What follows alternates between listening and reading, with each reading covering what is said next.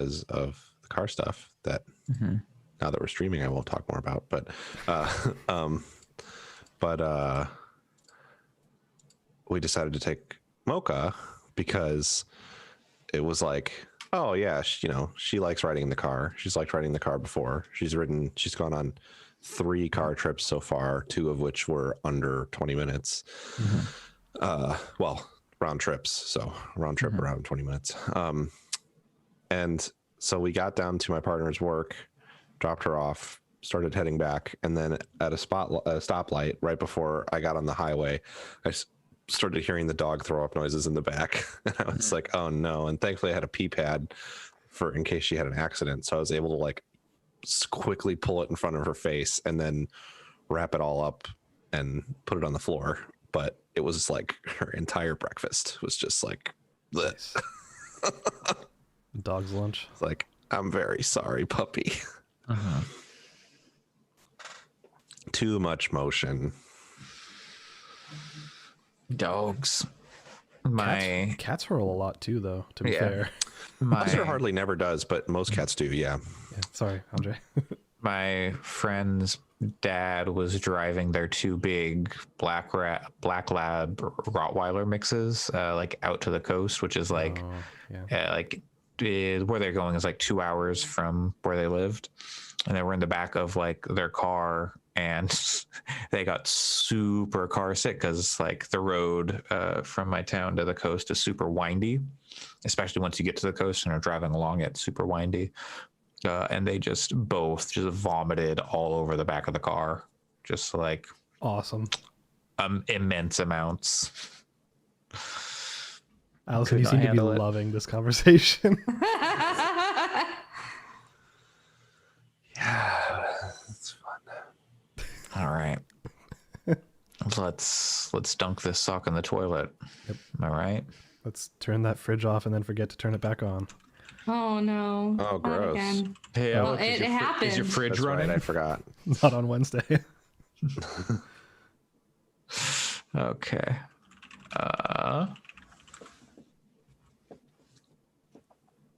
Hello, and welcome to a very merry episode 152 of the Gaming Fix podcast on December 19th, 2020.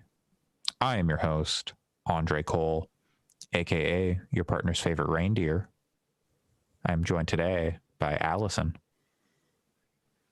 Okay, so if we're looking at Rudolph the Red-Nosed Reindeer, right? If we're talking about like reindeer, do any of them have any like qualities other than Rudolph? Like qualities where you go, oh, my favorite reindeer is blank. Hey, that's on you. It's for you to decide.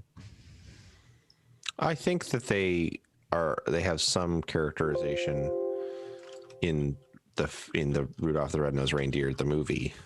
Like, yeah. I want to say Blitzen's an asshole. I mean, aren't they all assholes though? Kind of, but in different ways. Blitzen's like the jock asshole. Okay. Prancer's like the dancer asshole. The asshole. I think. Blitzen does machines.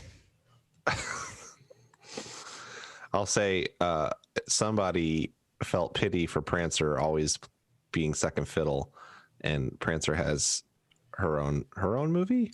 Okay. Here's what I got. Why? Then we can revisit this. All right, we got Dasher. Guess what? He loves to go fast with a name like Dasher. Skill sewing. Dasher can sew. Dancer, personality trait completely extroverted. Skill all kinds of dance. Duh. Prancer, a bit vain though affectionate. Skill prancing. Vixen, slightly tricky. Skill magic. What? No, Vixen's skill should be all the other reindeers.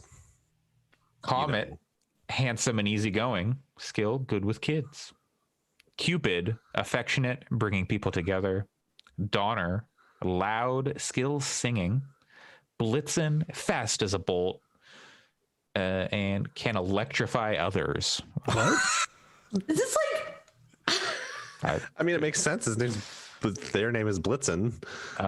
Rudolph, personality trait, a little down on himself, nose glows, of course. And Olive, Olive is like from Rudolph 2 or whatever. Yeah, Olive's fake. That's a non-canonical reindeer. It's like Venus, the Ninja Turtle girl.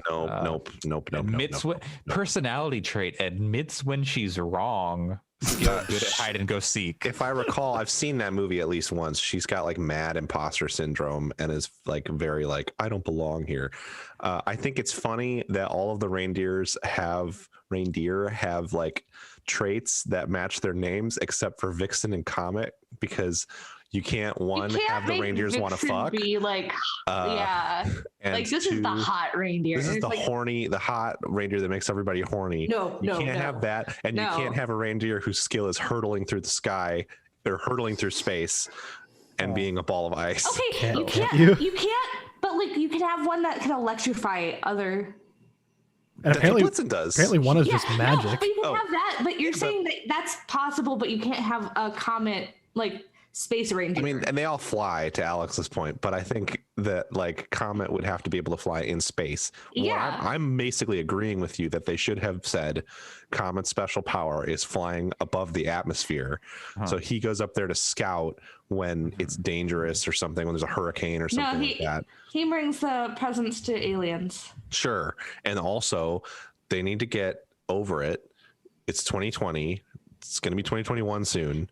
Let Vixen fuck. Well, okay, wait. Here's what I'm saying. So, this is news to me. Santa's reindeer are typically portrayed as male in pop culture, but according to two professors at the University of Edinburgh, Santa's reindeer are actually all female.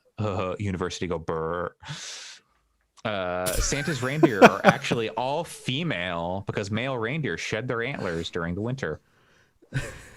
I don't think that the story is sophisticated enough to account for that biological detail.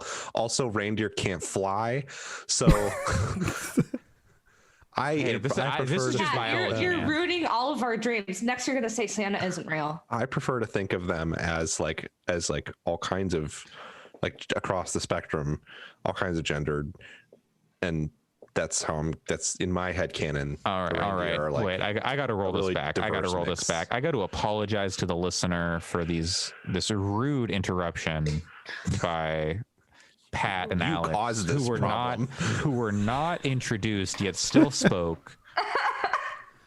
Let's try again from the top. Hello and welcome to a very merry episode of the Gaming Fix podcast.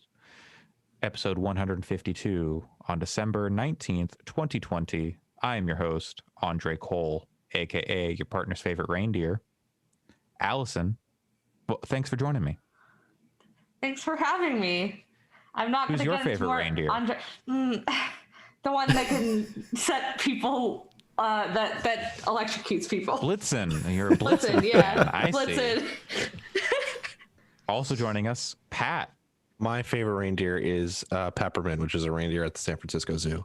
Oh, it's a real reindeer. And that's a cute name. What are you trying to say? What are you trying to say? I think you know exactly what I'm trying to say. I don't. I know less now. And Alex, who appears to be wearing some sort of N7 type situation here. I don't know. Oh, yeah. Me too. Okay. Hey. Oh yeah! Wow! Twins. You're wearing the same. Are you wearing the same? No. I don't jacket, think so. Sweatshirt. I don't think so. Mine has a red thing on the inside. Yeah, mine doesn't have a red thing. Okay. But, so my favorite is Lightning, which it comes from the Elmo Saves Christmas Sesame Street special. It was it was the reindeer in training. Oh. Okay. Yeah, sure. Chet from the Santa Claus 2. Oh, jeez, yeah. Do we move to Final Fantasy characters? Lightning's good. She's up there. Okay, yeah, what was the name of the dog that the Grinch dresses up as a reindeer? Oh God. Yeah, Max? I don't Was it remember. Max? Grinch. Max. Yes. Max. Yeah. I was just about I thought to it search. it was a weirder name than that. I was just about to search a Grinch dog, but it's definitely Max. Then you're gonna get that lady in the bathtub. Painted herself green. My dog and cat earlier today were laying in bed, laying on each other, and it was really cute. And I should have known that that was going to be code for we're going to be complete nightmares for the rest of the morning. Yeah. Saving up their energy. Yeah. All right. Well, now let's get on to games, because boy, is there a lot of news later. Like, oh my god. This was a week. it was mostly one thing, but we'll get to it. I really hope we don't talk about that for an hour. Sorry. I mentioned this to Andre before, but I spent 20 minutes in the car explaining the news this week to my dad, and he doesn't play video games. I was just like, I need to get this out. I need to talk about this. Yeah, I saw images of people getting text messages from their parents who do not follow the industry being like, so what about that thing we're going to talk about? I usually talk to my mom about industry stuff because she finds it interesting, and I just nope. Oh, I specifically reached out to my family, and I was like, listen, this stuff is happening. Help me, please. Well, let's help you, and let's talk about something fun instead, maybe. I hope, with what you've been playing, Allison. Yeah, so last weekend, I was gone because I was watching too much of the Polygon stream, which we'll talk maybe a little bit briefly during the news. I don't know.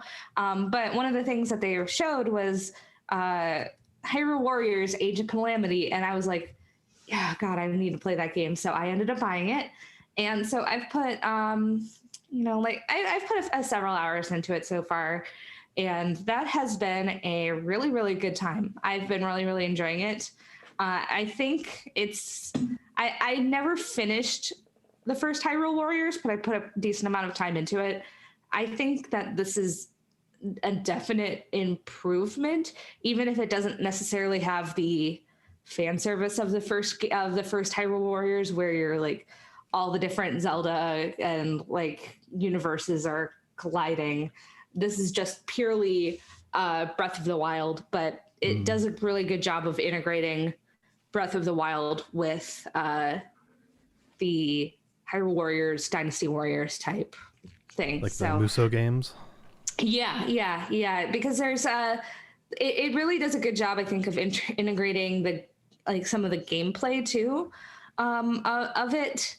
Because for example, you can use the stuff like the Magnesis and the ice the powers Magnesis and the stasis and the bombs. Those are pretty, I feel like pretty extremely useful. So I'm using those pretty frequently. And I guess you learn this pretty early on. That's pretty much Zelda's entire moveset is various the Sheikah Slate stuff. Of the Sheikah Slate stuff. So excuse me, if you're going to be like Seth Everman, it's pronounced Sheikah Slate.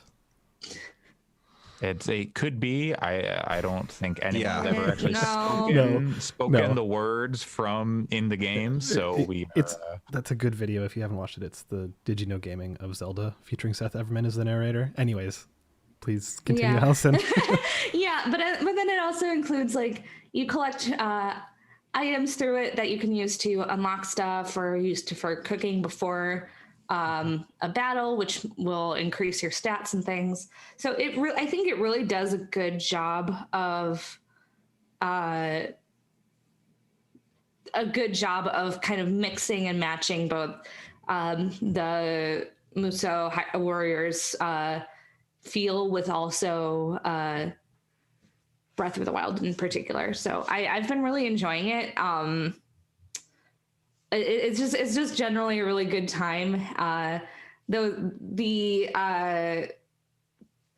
never really played any of the Dynasty Warrior games before the first Hyrule Warriors, but they're very.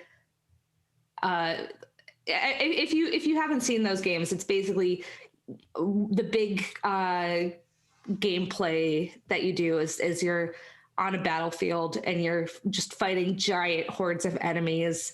And it's very much a powered fantasy, and it's a very much kind of cathartic and fun to just it's like weirdly chill too. It's hard. I feel like it's hard to describe, but I just have been really enjoying it a lot. And I feel like it integrates the elements so well that it's really fun, and I'd probably recommend it to most people who liked Breath of the Wild, which I know not everybody on this podcast did, which still is bananas to me. Baffling. That was like the most wildest moment. Did either of you finish the game? No, but like it's a big game. Interesting. It's a big game. I'm gonna remember that. You're not allowed to like games that you haven't finished. That's gonna come up in 2 weeks. I have. Listen, I'm going to finish that game because this covers some good story stuff because it's a prequel to Breath of the Wild, and it's also possibly going to tie into the second. There's something sequel. I want to say, but I can't say it, and I don't know for sure. It's just like because my girlfriend's been playing this, and I've played like an hour ish, but it's the Japanese version, and unlike many Nintendo games, this game does not have other voiceovers on the cart or in the Japanese version. Because it's not published by Nintendo, it's published by Koei Tecmo in Japan, whereas everywhere else is published by Nintendo. And Nintendo's like, we're going to put all the voice options in there, but not Koei Tecmo. So now I'm playing this game in Japanese, and like I can kind of glean what's going on, but there's a lot of reading in the menus, and I'm like, I have no idea. There really is. Here. Like that would be really hard, especially with some of the side activities and quests and stuff. But, so I feel it. There's a thing I want to say. Maybe I'll message Alex just so I can tell him what I think it is. Go for it, because I don't care. Yeah. But so I have a question, because it's a Musou game. Generally in Musou games, you're going through just billions of fodder enemies, and then hitting generals and stuff like that. Traditionally. So what are the fodder enemies? I can guess the general equivalents will be stuff like guardians, I guess. Sometimes it's moblins. It really depends. Yeah, but it's a lot of moblins. Like it's just like it's a lot of. You get the ninjas, like the Sheikah ninjas or whatever. It's like a lot of the Gorons, guards. Yeah, it's like a lot of the lower level of enemies of Breath of the Wild. So it really kind of fits. Like there's when you get some of the higher level enemies, it kind of matches some of the things that are trickier to fight in Breath of the Wild. Like the first time a Lionel shows up, you're like, oh shit. And it's otherwise harder to kill in Age of Calamity. So it's it mostly matches that sort of thing. But the Guardians are like fucking hard to deal with too, but that makes sense. From what I've seen, it's a little less and maybe this is incorrect, but in Dynasty Warriors there will be at times thousands of enemies like in the battle, not necessarily on screen at once, but I mean there's like just like a sea of them, and not every battle from what I've seen in Age of Calamity I mean, they're all bigger than what you would get in Breath of the Wild. Yeah, I think it's a little bit less. And there's certain times where, like, if you've, like, for example, fought your way up to one of like the top enemies on that particular map, it will be just that enemy. And there is a level of skill against some of those bigger enemies as well. Although I will say there are a couple of sequences that I don't want to spoil, especially for Pat. Yeah, I have it on my Switch. I wanted to play it last night. Yeah, but there are some sequences where they're like, listen, do you not feel like you're playing a Warriors game, but you probably don't feel powerful enough. We need to like up that. And I think I know what you're talking about. This was actually something that sold me on the game. They talked about it on Waypoint Radio. Oh, sure. So but you're just like, we can talk about it later when I get there. If you want to reach out to me personally, but there was like a moment where I was just like, okay, this is like, if you've played Breath of the Wild and played the story, there's moments in this game that you might not think they portray. Oh, I know, but that are in the story of Breath of the Wild and are pretty fucking wild. My girlfriend hates these parts. Really? I guess she hates it. There are motion controls, gyro controls are part of it, and she didn't turn those off, and so she was like, "What the fuck? Why is this aiming shit?" And then I was like, "Yeah, I think you've got motion controls on. You can turn those off." And then I think like hated it less, but she always skipped those sections because it doesn't make you do them. You can skip them. Interesting, but I just think it's you know it's I feel like there are two people who would want to come into this game, people who are either like the Musou games or people who really like Breath of the Wild. And I think there's enough to like in both for both of those.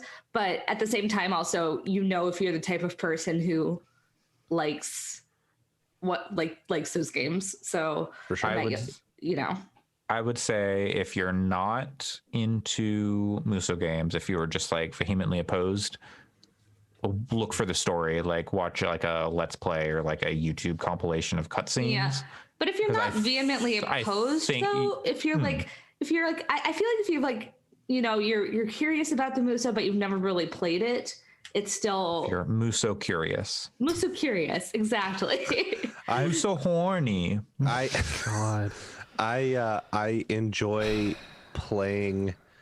Like I have a good time whenever I play a Dynasty Warriors, but I also don't. I always fall off of them because while I think that the story is a fantastic story, like as a historical, like I would rather like read the book, I think, than to get the story, because I kind of lose track of the story when I'm like playing through a Dynasty Warriors game. Whereas with this game, I think I'll like that issue, that I won't have that issue because it's telling a less it's like story, I think. Right. Well, and also like the Dynasty Warriors, like the Musou games, like they tell pretty intense like Chinese historical stories. That's what I'm saying. Yeah. Like, and it's like, and it's, there's all these characters that you're not necessarily familiar with, but people who were raised,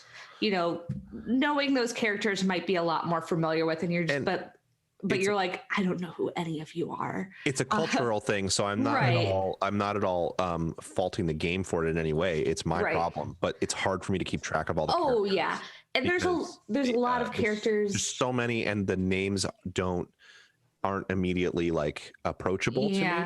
Whereas here it's like Lu Bu and Cao Cao. Those are like the two characters I know. Also, like looking at like the Dynasty Warriors 9 Wikipedia page, there are a lot of characters in that game. Yes, like holy moly. Whereas Age of Calamity, it's like you're playing as Link, and you're like, okay, I understand here. I'm on board. I mean, but even like early on, they give you like 3 choices, and you can switch between them in the thing. Yeah. Like you start off with Link and Impa, then you get Zelda, and then I think it kind of opens up and can. Right. I mean, there's definitely other characters, but there are a lot more. Like, if you've played Zelda games, you're like, oh, of course, it's Link, it's Zelda, it's Impa, it's it's characters from Breath of the Wild, and you're like, okay, I know who all these are. And they're visually distinct versus Dynasty Warriors. They do a great job doing their best to make each of the characters look unique, but at the end of the day, they're like, it's a dude, big guys, normal sized guys, ladies, and then big, huge, chubby guys. That's like those are the 4 character types. The other thing too is like I feel like right. I haven't really played that much of like other Dynasty Warriors games, so I don't really know. But I feel like right away with Age of Calamity, Impa, Link, and Zelda all play pretty differently. So it kind of gets you used to playing with different, like very different characters as opposed to They're certainly distinct in Dynasty Warriors games, but they're not like distinct. It's like this guy uses a spear and this lady uses a sword, and that feels very different. But it's more like switching weapons. It's not like you're playing distinctly different characters. Right. Whereas like when Calamity, they have like abilities and stuff. So sorry, I was just gonna say it's kind of more like a Monster Hunter, where it's just you're getting used to the different weapons more than the characters. Even less than that, because it's just that like this time when you mash the attack button, it's a good sweeping attack, and this time it's better for taking out single people. Sure. You know, it's and I'm not really picking on that as a differentiator, and they have different combos and different special moves, so I'm not saying they're all the same, but I think there's more differentiation when you can put like magic and like the Sheikah Slate abilities and stuff in. And all the Sheikah Slate abilities are different per character, so it really allows you to differentiate even further than just how the weapons feel. Like playing a Link is like, okay, I'm Link. I swing my sword. I do my thing. I throw some bombs, and then you're like, I'm gonna switch to Impa, and then suddenly you're playing Naruto Ultimate Ninja Storm 4, and you've got like shadow clones, and you're just like disappearing and flying all over the place, and like throwing Rasengans, and they do a great job differentiating characters in the Dynasty Warrior games, but you just can't go quite that far. Yeah. So Allison, did you? I forget. You probably mentioned it, and I just glanced over it. But did you play the original Hyrule Warriors? Yeah, I did. I played it both on Wii U and Switch. But wow, a true fan. And like, did that one just feel like more Musou game than Zelda? I'd say so, probably. I feel like Age of Calamity does a lot better job of integrating everything, in my opinion. Nice. But it's like I haven't played the original Hyrule Warriors in a while, so it's. That was also kind of like a fresh, greatest hits of Zelda kind of thing, wasn't it? Story in it, I don't think. So Age of Calamity. I mean, there was definitely a story, but it was like a little bit more of like, hey, we got to go to the different Zelda universes. So this game is more like the Arnold Schwarzenegger and Carl Weathers gif of them slapping each other's arms, being like, "Oh, you son of a bitch, Dylan!" Like, this is that game. Yes, I will say that's what. Sure. Yeah. Sure. Yeah, it's. I feel like that's the thing that I think I'm the most impressed by is just how well it utilizes stuff like the Sheikah Slate abilities in the actual gameplay. It's got all the shit that I wanted Breath of the Wild to have in terms of story. Like I wanted basically what this game has, but there's a lot of fun like story character moments that are really entertaining too. And in Breath of the Wild, you got like just like the tiniest glimpse of those things. Like you got like 10 like kind of cutscene things that went into that stuff. And I was like, I want more of this. And apparently they put it in a Musou game. That's where we're at right now, but also there's a lot less I mean with Breath of the Wild there's a lot of you're going around, you're collecting stuff individually, and you have to travel places, whereas here it's like you just click stuff on a map to go to different shops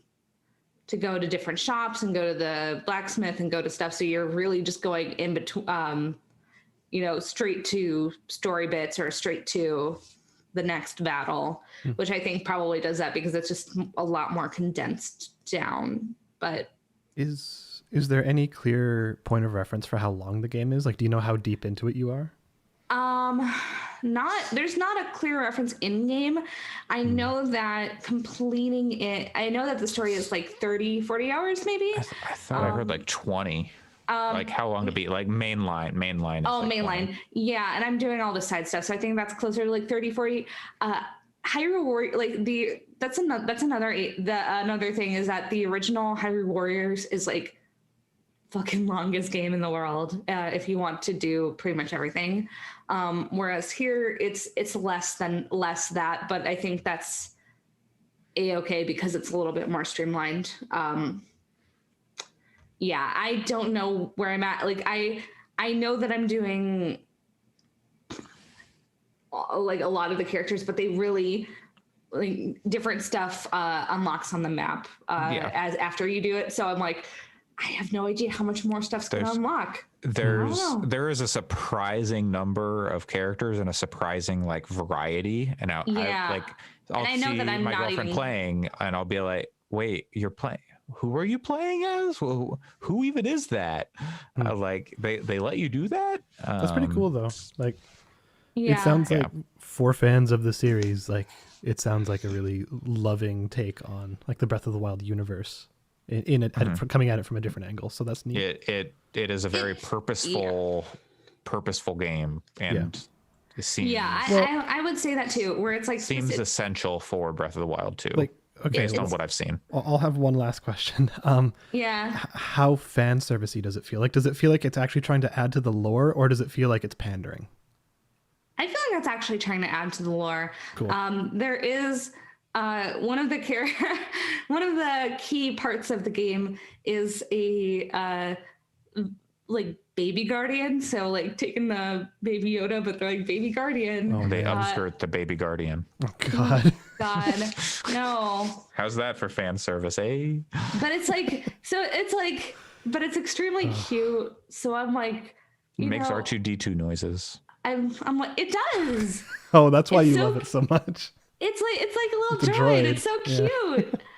It's so cute. So it's like, that's like a little bit like, I don't know if that might have been like a little bit more like the fan servicey thing, but I'm like, I don't care. It is adorable. I love it. So fair enough. But I feel like it's just, it integrates things well enough that it doesn't feel like, oh, okay, I see where you're doing it. It feels very thoughtful about what it's doing, which is nice. It's cool. Indeed. All right. Well, with that, let's move on to Alex and what you've been playing. Sure. So the first thing is I am pretty near the end, I think, of a little game called Bugsnax. Like I'm at the point where I've been given the option of going on from where it says, hey, you have reached the point of no return. Do you want to do that? If you do, you can't come back. So I asked our group chat being like, so should I do this and come back and do all the side stuff? And Allison was pretty adamant about saying, no, you should do the side stuff. So I'm going and I'm doing the side stuff. I'm probably about, I don't know, 2/3 of the way through doing all the side stuff. There's one character I really just don't care for, and I don't really want to do their side stuff. Is it Scoopy Banoopy? No, that is. How dare you? So Scoopy Banoopy is a treasure. I caught 2 Scoopy Banoopies. They're great. Scoopy Banoopy. But it's the. That sounds like Game of the Year material. Yes. I forget the character's name. I have trouble remembering all their names, honestly. But except for Chandlo, because Chandlo. Filbo is one. Yep. What's the rancher dude? It starts with a Grambus. Grumbus. Something like that. But the one I don't like is like the meditating-y kind of sagey one. Yeah. Have you done any of her side stuff at all? No, because I find her annoying. Okay, but I think hers is funny. It's like entertaining. But yeah. I don't know. I feel like she grows on me, but like that's specifically me. But yeah, I'll get to it because I intend to do the side stuff, and it seems like you unlock other side stuff by doing other people's side stuff. So I imagine she'll be a key at some point. So I don't know. I imagine I have like 2 or 3 hours left of it. But it's been pretty interesting. I like what they're doing with the story. I like the progression. They do keep things interesting with the mechanics. Like they keep you doing new stuff, and like it's. I think you mentioned it like a couple of weeks ago, Allison, where it strikes the balance between, am I doing this right, or am I breaking the system to solve this puzzle? Like, is this how they intended for it to work, or did I just kind of cheese it? And you're like, I don't know, it doesn't even matter. Yeah, but that's almost a good thing because it means you can approach things from different angles and they just work. Oh yeah. Like I've tried to solve, like if you want to think of catching Bugsnax as puzzles, I have solved the same puzzle in like 2 or 3 different ways in some cases, which has been cool. Yeah, and there are a couple of times where you pick up some Bugsnax and you're like, guess I got them now. Yeah, I did a boss fight, which took place in the water and had a boss that had 2 phases. One was in the water, one was flying above it. Yeah. If you know what I'm talking about. And I know what you're talking about. Yeah, came away with like 20 Bugsnax in my inventory because of... Yep. Mm-hmm. Yeah. And it's that's the boss fights. Yeah. Yeah, you just come away with lots of stuff. And I will say, like, I'm enjoying pretty much everything about it except for the act of playing it. Because I find... Oh, sorry. Go for it. No, I think the thing that you said in the group chat that I completely agreed with is that it wants precision out of you from a system that is not built for precision. Yeah, and I think that's the biggest issue for sure. And it's not that big of an issue because the rest of it has been quite good and it's been fun and interesting. And like I said, it does change things up enough to where you're not doing the same thing over and over and over again. But like the fact that like there's no fast travel, so you're often just running to places, even if you have to go to the further ones. Like you're never having to run more than 2 zones away, as long as you go back to the center. But like it can just be like, oh, I'm just going to spend the next 5 minutes running to where I need to catch this one thing, and then I'm going back, and then it's like, oh, I should have got this next side quest because now I'm running back there. And it's like that kind of stuff has been a bit of a drag, but it's not enough to deter. Yeah, because the story has been interesting. The characters have been cool. Yeah, I don't know. I am reserving full judgment until I get to the end because it seems like they have set up a lot of lore, which is interesting. And it's like, okay, I have some ideas for where this might be going, but I don't know for sure. Yeah, I'm excited here because Pat,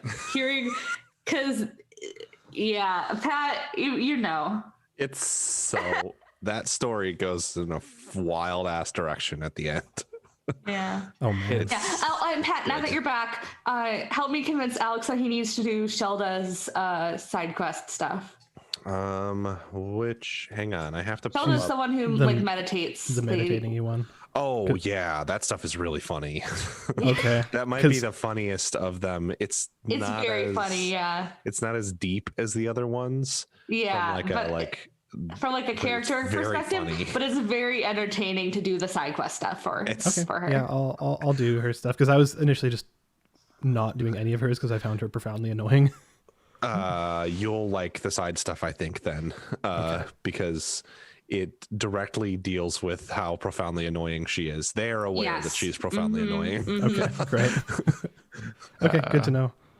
The game is like 15% off, so it's like $21.49 on the Epic Game Store, and then there's a $10 coupon. So I guess I'm just gonna buy it because Sony won't give me a PS5. Won't even sell me one. I'll tell you, it's kind of fun. It makes the triggers into like buttons, kind of like you halfway through the trigger pull. There's like some resistance, so you have to like click through it for like basically all of the trigger interactions. That's kind of fun.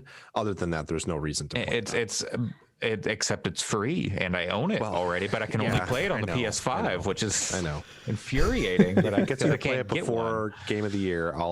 I can gift it to you. I can like I have the money, but it's just the principle of the thing. I get it. Yeah, it's frustrating. Sony, what is you doing? It's not even all Sony. It's funny because but the decision to release it on PS Plus only on PlayStation 5 is all Sony. Yeah, that's like, and their decision to only release like a pittance of PS5s in Japan is also on Sony. But I guess I mean more from the software perspective. I think it's strange that they did they didn't need to sell the PS5. I mean, it was going to sell out no matter what. So it's odd to me that they made Bugsnax. No one's going to like go, I don't need a PS5 because Bugsnax is also going to be on PS4, PS Plus. I don't know. It's stupid, but anyway, it's a cool game. The precision that you're mentioning is bad, but otherwise it's great. And I feel like the gameplay. I feel like the gameplay gets better the more tools that you have at your disposal. Sure. But yeah, there are certain points where I'm like, I just couldn't execute certain things that I knew that I could, which is a little bit frustrating for sure. Yeah, I think I told the story that was frustrating to me at some point. Where I was like in an underground area and there was an aggressive snack that followed me down. And I was like, damn it, there's nothing for me to do here. Yeah, because you can't exactly de-aggro them. They'll just keep following you forever. Right, and I didn't have the ability to catch it down there because it needed to be combined with another bug snack to like pacify it. And so, yeah, it was frustrating. But I mean, at the end of the day, with all of that stuff in the rear view, I look back on that story and all the characters and stuff very fondly. So I think that like that stuff kind of, it can be frustrating, but I think it's at least interesting. I'd rather take frustrating and interesting than have that game have just been like a shooter. Yeah. Where you're, or like a game where you're just like sucking up bug snacks with a vacuum or something. Sure.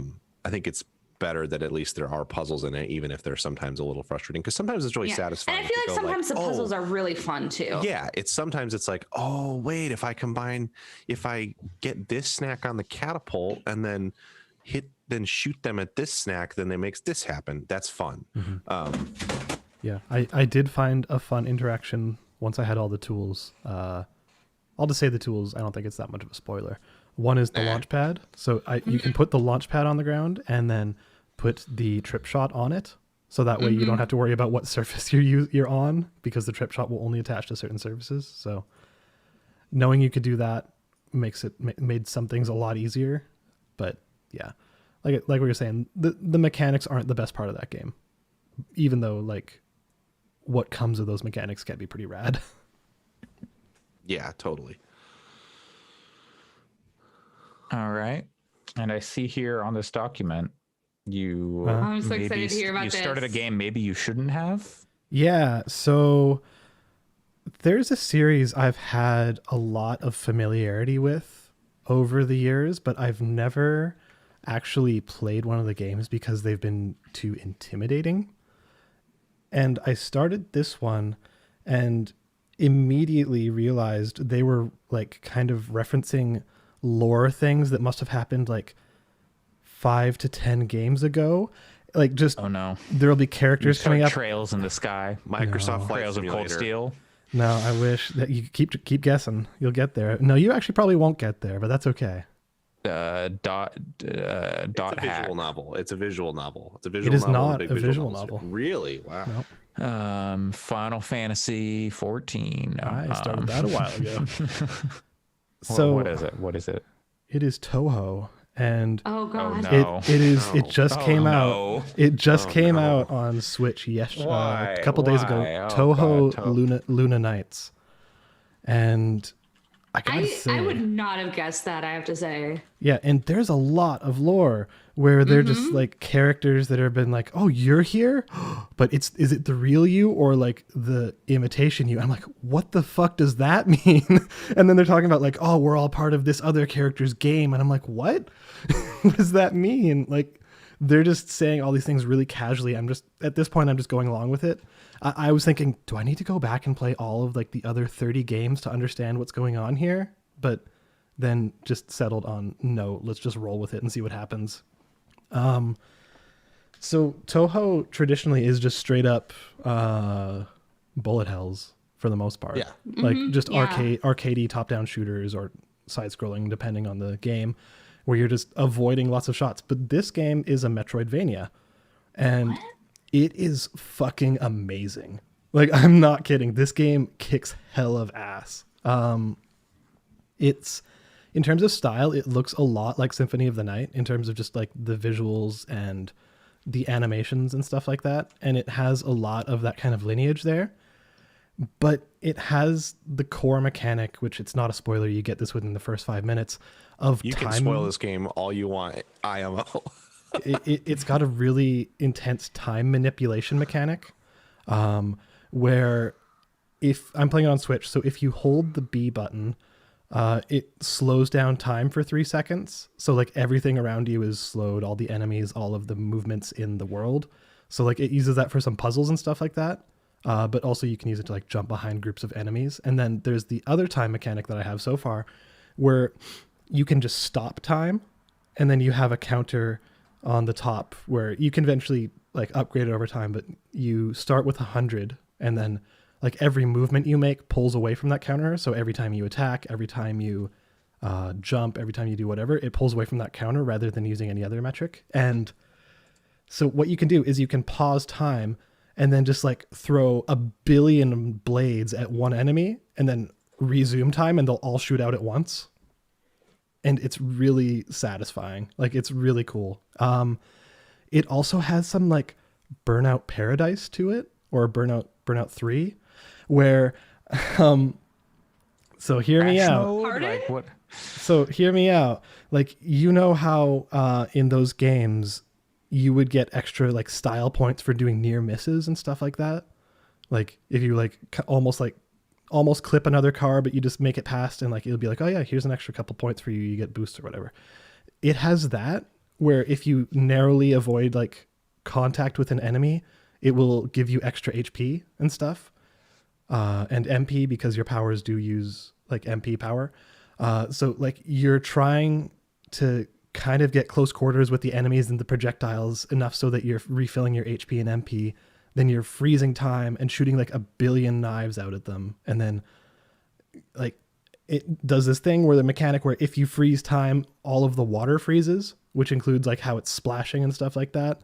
So like you can use that for platforming. It's really, really fucking good. I finished the first boss last night, which was hard because it's a Toho game, and it's just extremely satisfying. It's maybe the most satisfying side-scrolling platformer in terms of mechanics I've played since Celeste, and I really, really am enjoying it. Like I ended up, it was a mistake playing it last night for 2 reasons. 1, because I was considering getting into the lore, but I decided against it. And 2, because I couldn't stop playing it, and then I went to bed at like 1 a.m. So I was not expecting to like it as much as I did, and it's really amazing. Like the mechanics make it just insanely good. You all are speechless. All right. A little bit, honestly. The store page looks cool. It's very beloved on Steam. Yeah, it's like overwhelmingly positive on Steam, I think. Yeah. Won 2019 Indie Play Best Overseas Game. Yep. It's gotten a couple Game of the Year awards. I saw Video Chums gave it their Indie Game of the Year. Like it's really impressive. I think it's a super interesting game, and it's actually a good Metroidvania. Like the skills you get are kind of cool. That's cool. So, yeah. Oh, that's neat. Yeah, I have 0 complaints about it so far. Yes, it's hard, but also it has this other thing where you're picking up, like you destroy enemies and then you pick up like different jewels. They drop different colored gems or whatever, like some are sapphires or rubies or whatever. And you can either trade those in a shop for like other items that you can pull out in battle at any time, or you can keep them in your inventory and they'll give you like +1 or plus 0.25 defense for every one of these you have, or something like that.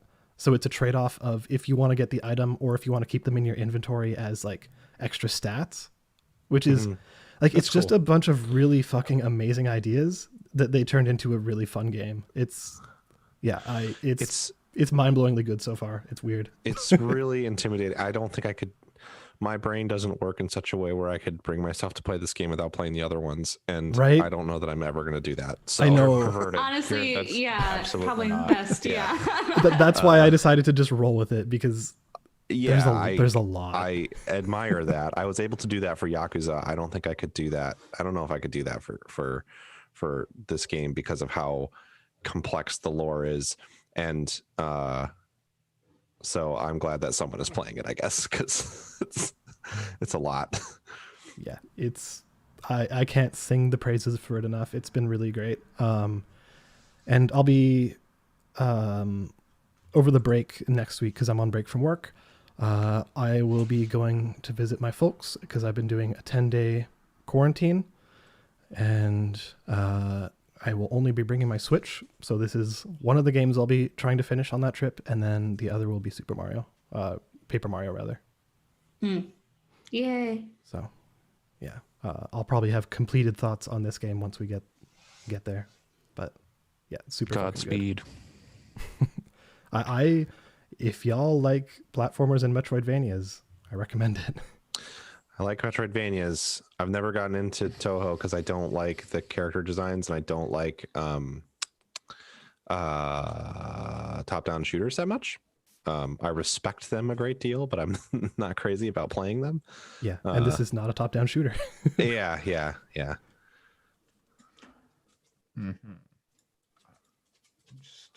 Wait, is that this? So this publisher put out another.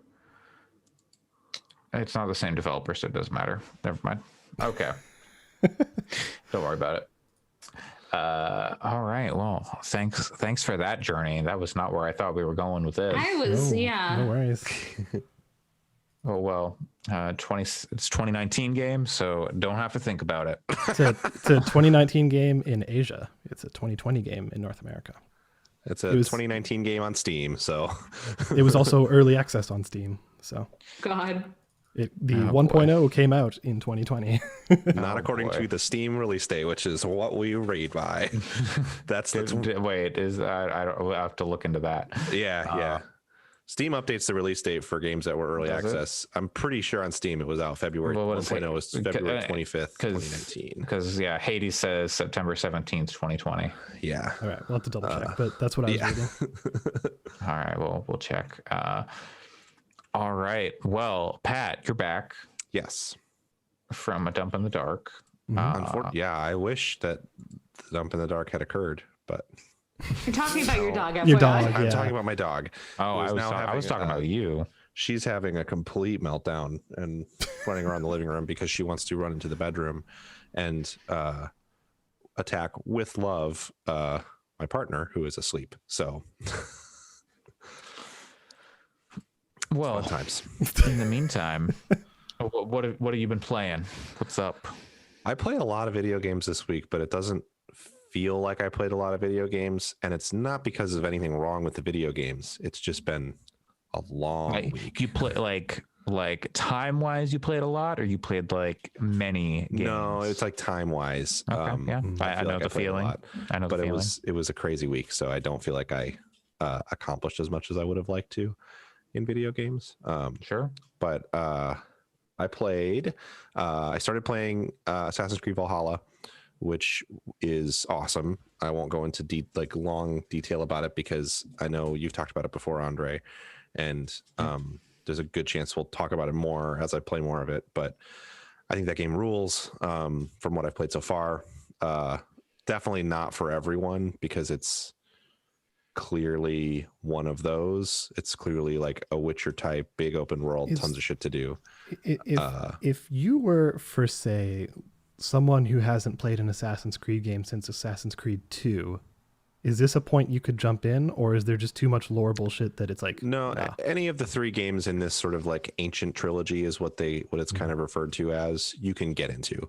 Yeah, and I feel like a lot of the lore stuff that Pat particularly likes, is just it's so there's not too much of it, so that if you're very specific, you could read a summary and go, or you could just ignore it if you really want. Yeah, you don't have to. It would be fair enough. A summary will probably make you go, wait, what? Because some of it is so wild that just reading the sentence doesn't make a lot of sense. You could watch a YouTube compilation. Yeah, but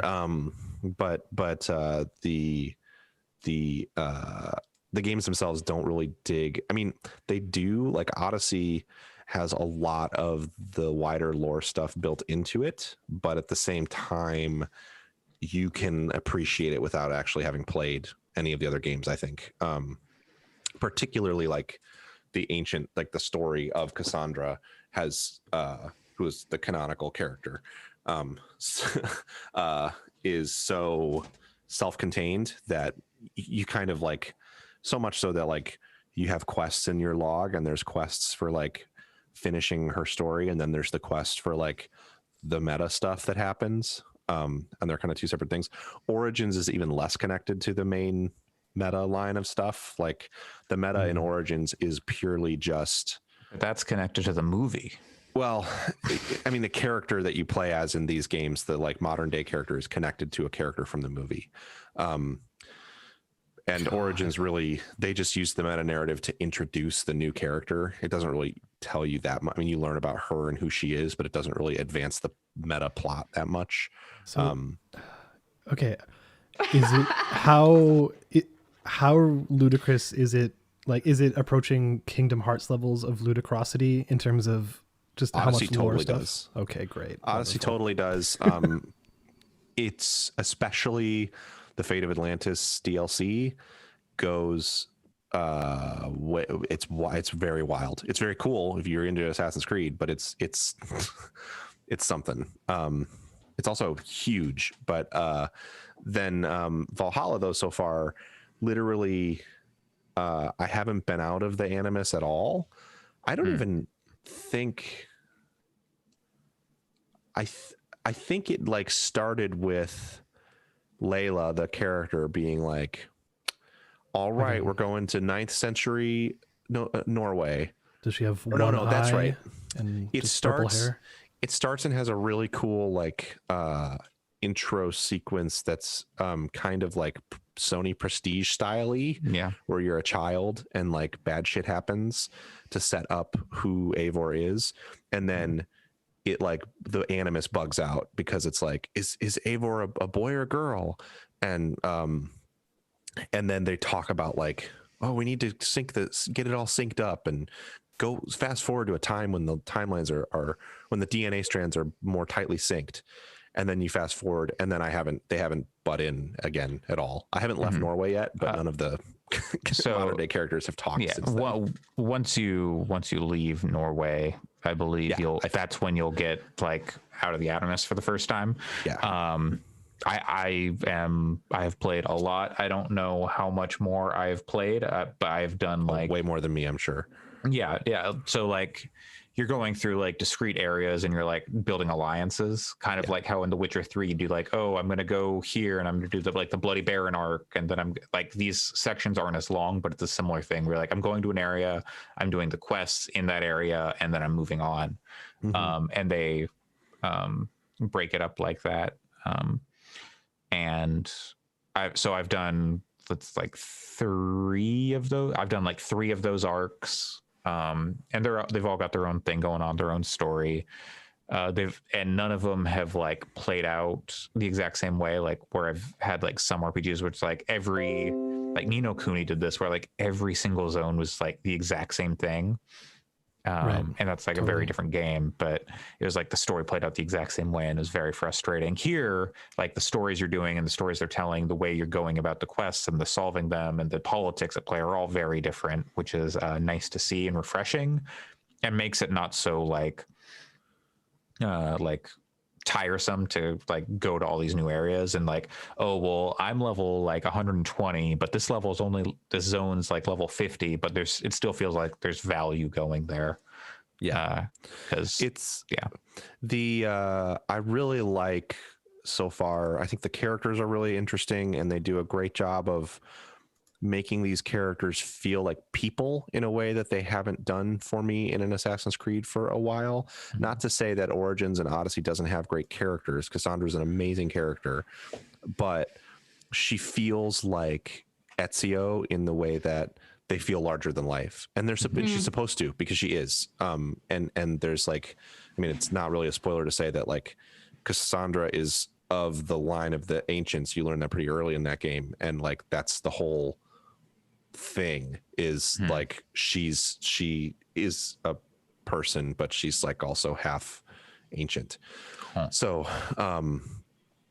she's like sort of a demigod in a way, and that's why she can do things like jump off a building and not take any damage. And in this game, Eivor and all the characters around them feel to me a little more like people, I guess. still people in a movie, not like not like your neighbor, but I think as Eivor becomes a bit more boisterous and like becomes a bit more flamboyant as the game goes on and gains confidence. But like early on, it's very much like very more grounded. Yeah, and I don't think that it's bad for them. I'm playing as the like let the animus decide the character's gender, and it like switches randomly, doesn't it? Not randomly. It's not random, sorry, and not it's random. also not you. Like I've put like I think around 10 hours into the game. Probably I'm playing real slow. I'm not like worried about finishing it before game of the year, so I'm just playing it at my pace, and she's not changed from being Lady Eivor at all. Very frustrating for me because I have seen the change. I have seen the change and I've changed back, and I need Pat to get to the point. I need Pat to see it. Well, to experience it. It's my primary game to play over the course of the holiday break before we do game of the year. So I intend to have played most, if not all of it by that time. Because it actually gave me like a holy shit, what am I okay when I got to moments like wait, excuse Yeah. So that was cool. Are there still Assassin's Guilds and Abstergo and stuff like that, or Yes. Yes. And I don't, it's very early. I don't want to get into too many details because I think it's a cool thing, but I definitely early on, if you're particularly into the first few Assassin's Creed games, sure, there was a thing early on that I was like, huh, okay, this is very cool. I wasn't expecting this. They rip Altair and Ezio out from their not graves. Not quite. Technically, they wouldn't have been born yet. The way that you say that makes me think, it takes place in like 872, and so it's before either of them would have been born. Listen, fair enough. Time travel, that response is not really a Valhalla related response. It's more of an Odyssey related response. But oh god, okay, I need to get back into Odyssey. Holy shit! If anyone on the show who liked Odyssey should finish Odyssey. God. Yeah, I'm enjoying it a lot. I like the other quick hit stuff is I like the way that the combat in Valhalla feels as compared to Odyssey. It's not quite Souls combat in terms of its like complexity and difficulty, but it's much heavier. It feels like a totally different game than Odyssey. Odyssey feels more like Spider-Man combat kind of because it's so fast and you're kind of whipping around and doing counters and stuff. Whereas Valhalla is more like, and I'm playing it on hard, which has an effect, but it's like, I need to be blocking because this guy will kill me if they hit me twice. Is it closer to like a God of War 2018 kind of feel? Closer. It's not as good as God of War's combat. Okay. It's still probably the weakest part of the game, but it's not as... It's just a different feel. And when I say that, I don't mean that it's bad. It's just, it's not on the level with like a Souls game or God of War, but it's definitely... I like it more. I like it about as much as I think I like the combat in The Witcher. So if you're like a Witcher 3 fan, I think this holds up. In some ways, it's more interesting to me because you get more tools as you play than you do in The Witcher. So cool. You kind of have access to more. This game has a crazy like Path of Exile style skill tree. Oh no. Yeah. Oh wow. It's wild. It's not as big as Path of Exile, but it's like it's big though. Because Path of Exiles is like insanely big. I'm gonna drop it in our chat real quick because I have one on hand. But it looks bigger than it is. Yes. Like there's a lot of empty space. But still, it's compared to what was in like Odyssey and Origins. I see what you're saying. Yeah, it's big.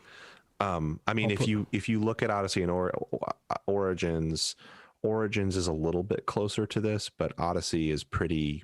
It's like more like Diablo 2 style skill trees. It's like three Their thing now is there's always combat, stealth, and ranged, and that's what the different colors on it mean. But what's cool in this game, and this was less true of Odyssey, is as you go down like the stealth tree, for example, you still get like passive boosts to weapon damage and stuff like that. So you can spec in a, just because you're going down the stealth tree doesn't mean that like, oh, well, I'm not getting any kind of boost for when I inevitably have to fight people, because you can't just stealth the whole game. It's impossible. Yeah. And you can also respec your skill points at any time for free. You just push the button and it refunds all your points, which is very good, because so you can't screw it up, which is my biggest struggle with skill trees like this is like, oh no, I put 5 points in this direction when I started and that sucks. So yeah, I'm liking that. I'm liking the way gear works. There's basically like kind of no trash in that you can upgrade everything. And as far as I can tell, it doesn't have like, you're not like picking up tons of common items and then junking them. It's like, like you do in Odyssey. It's more like Dark Souls loot kind of. In that, like, I've only picked up like 3 weapons so far, and I could upgrade all of them using materials to be better. I don't think I even have a way to get rid of them. I'm sure there must be at some point a way to lose them, but I don't know. It's cool so far. I'm liking it. Yeah, it's I'm enjoying my time with it and intend to keep playing it. Yeah, so there's that, and then the last thing I'll touch on kind of quickly so we can move to news, maybe Our giant news pile. Yeah. The Call of Duty Black Ops Cold War Battle Pass started this week, which I'm really liking. I actually like the stuff in this Battle Pass more than any single Battle Pass that Modern Warfare had. It has really good stuff in it. Now, having played a fair amount of the Cold War multiplayer, I don't particularly want to go back to Modern Warfare, not because I think it's necessarily better. It's just so different that I'm kind of like, okay. And different in the League and Dota way, where if you look at it, it looks the same, but when you play it, the movement feels different. The shooting feels different. Sure. The moment to moment.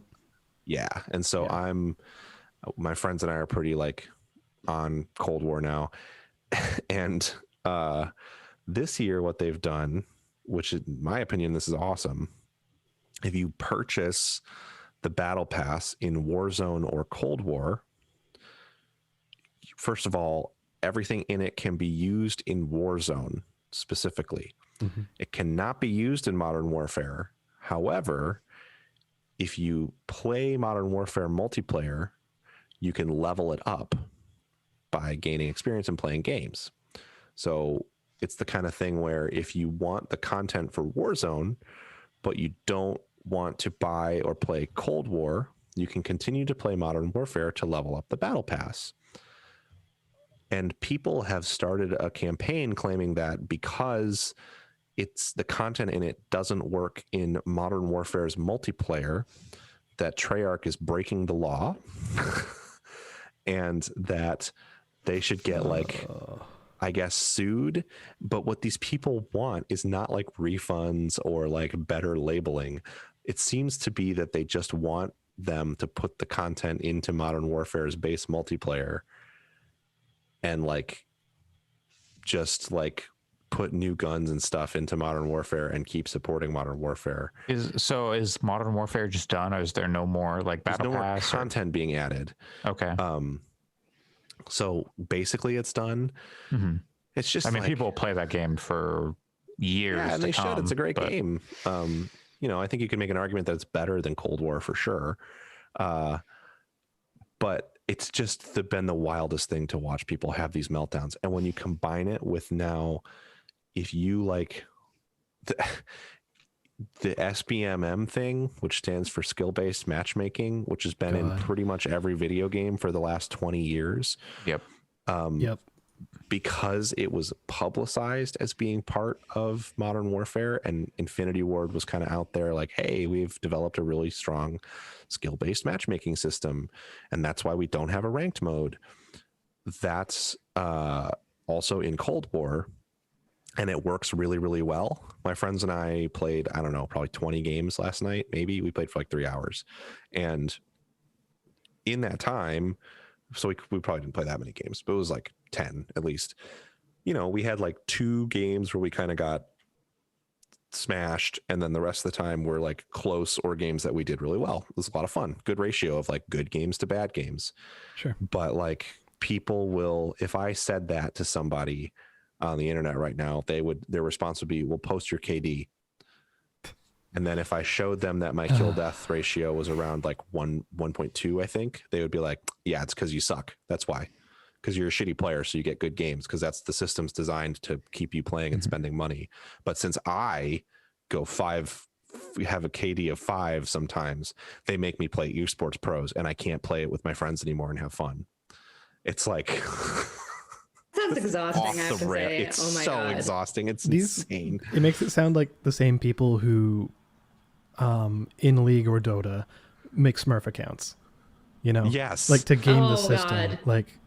and they're like, yeah, this is the way you should play it because now I can stomp all the time. Ha ha ha. Their demand is that they remove skill-based matchmaking and make a ranked mode. That's so wild. that Well, people can you play can- ranked mode. You should have a ranked mode, but that doesn't mean you should get. Well, wait, ranked is skill-based matchmaking. Whatever. But okay, so the reasoning I've seen is they like if they don't want to be sweaty, you know, if they just want to like take it easy, they can go into casuals. If they want to like be on top of their shit and be like, you know, try hard, then go to rank mode. But the issue is what they want is for players like me, if they put in a rank mode, I'm not going to play it because I don't want to play with people going. I mean, I play with 2 friends, so I don't want to get two randoms who are going to scream at us about like ruining their rank. Yeah. So what they want is for players like us to continue to play in unranked mode so that they can jump into unranked and then smoke us and like hang out with their friends and have a fun casual time getting like 400 kills against and making it not fun for us. but but that would also have like skill-based matchmaking, so like eventually if you played it enough it would level out. But my favorite thing is people will point to like games in the past, like Halo 2 is a favorite that people point to. They had ranked mode, they had casual mode, but both modes use the same skill-based matchmaking system. It was only the ranked mode just put your rank like out there for people to see. Yep. It's absurd and like just silly. Like I don't know. And the thing they always say is like, well, you clearly don't want to strive. That's what it is. Because since you like skill-based matchmaking, you don't want to try to achieve things in life. It says a lot about you as a person. I'm so glad that I don't play these kinds of games. It sounds like the least fun. So you can ignore all this stuff. my God. I just see it because my friends and I are masochists and like to read all of the garbage. I mean, listen, I'm a masochist too when it comes to internet garbage. Yeah, so we could be playing it and never even interacting. Like you could definitely play this game and not even know what SBMM stands for because if you just play the game, it's nobody talks about it in game. But it's and you can just turn off. Actually, I wouldn't know if people talk about it in the game because I have all chat turned off. That seems like the way to play. But it's insane. I will say to close it out, they also put Prop Hunt back in, Prop Hunt is a lot of fun, and we're really hoping that they just keep it in all the time because it's extremely funny. If you want to play more of it, download Gary's mod because it's been there forever. But I want to play it. I want to play it while it's also leveling up my battle pass. True, fair. Which is very nice that you still get XP for doing it, and leveling up weapons because even though they give you like a stock weapon and everyone has the same weapon, you get level up points for the weapon when you experience points for the weapon when you kill the props. Sure. And for those who don't know what Prop Hunt is, it's basically, imagine you're on a multiplayer map or any map, and you know how there's like boxes of Chinese food that are there, of takeout boxes, and then there's like lamps and all this stuff, ladders, just like all the random junk that it has physics on it that like fall around if you shoot it and stuff. Right, but it's not normally aimed at being part of the gameplay. It's just more of like set dressing. Right. Set dressing, exactly. And what there is there's a team of hiders and a team of seekers, essentially.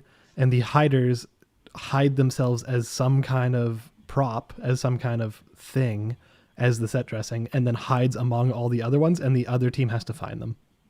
Okay, that's fun. It's really fun. It is. And the way that they do it in Cold War is when you're on the prop team, you start as a prop, and then you have the ability to change to a different prop 2 times in the round, and you have a stun grenade you can drop to give yourself a little bit of like separation if someone finds you.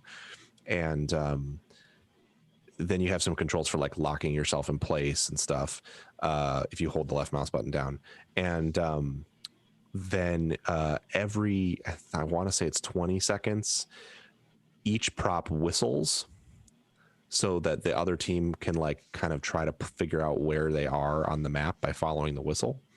And so then, yeah, you once someone finds you, you have to sprint away. So like I was sprinting through a field as a pallet of cocaine last night on one of the maps with someone firing an AK-47 at me. It's also, and it's the funniest thing to watch. Yeah, it's so good. And because of the range of maps, like that was the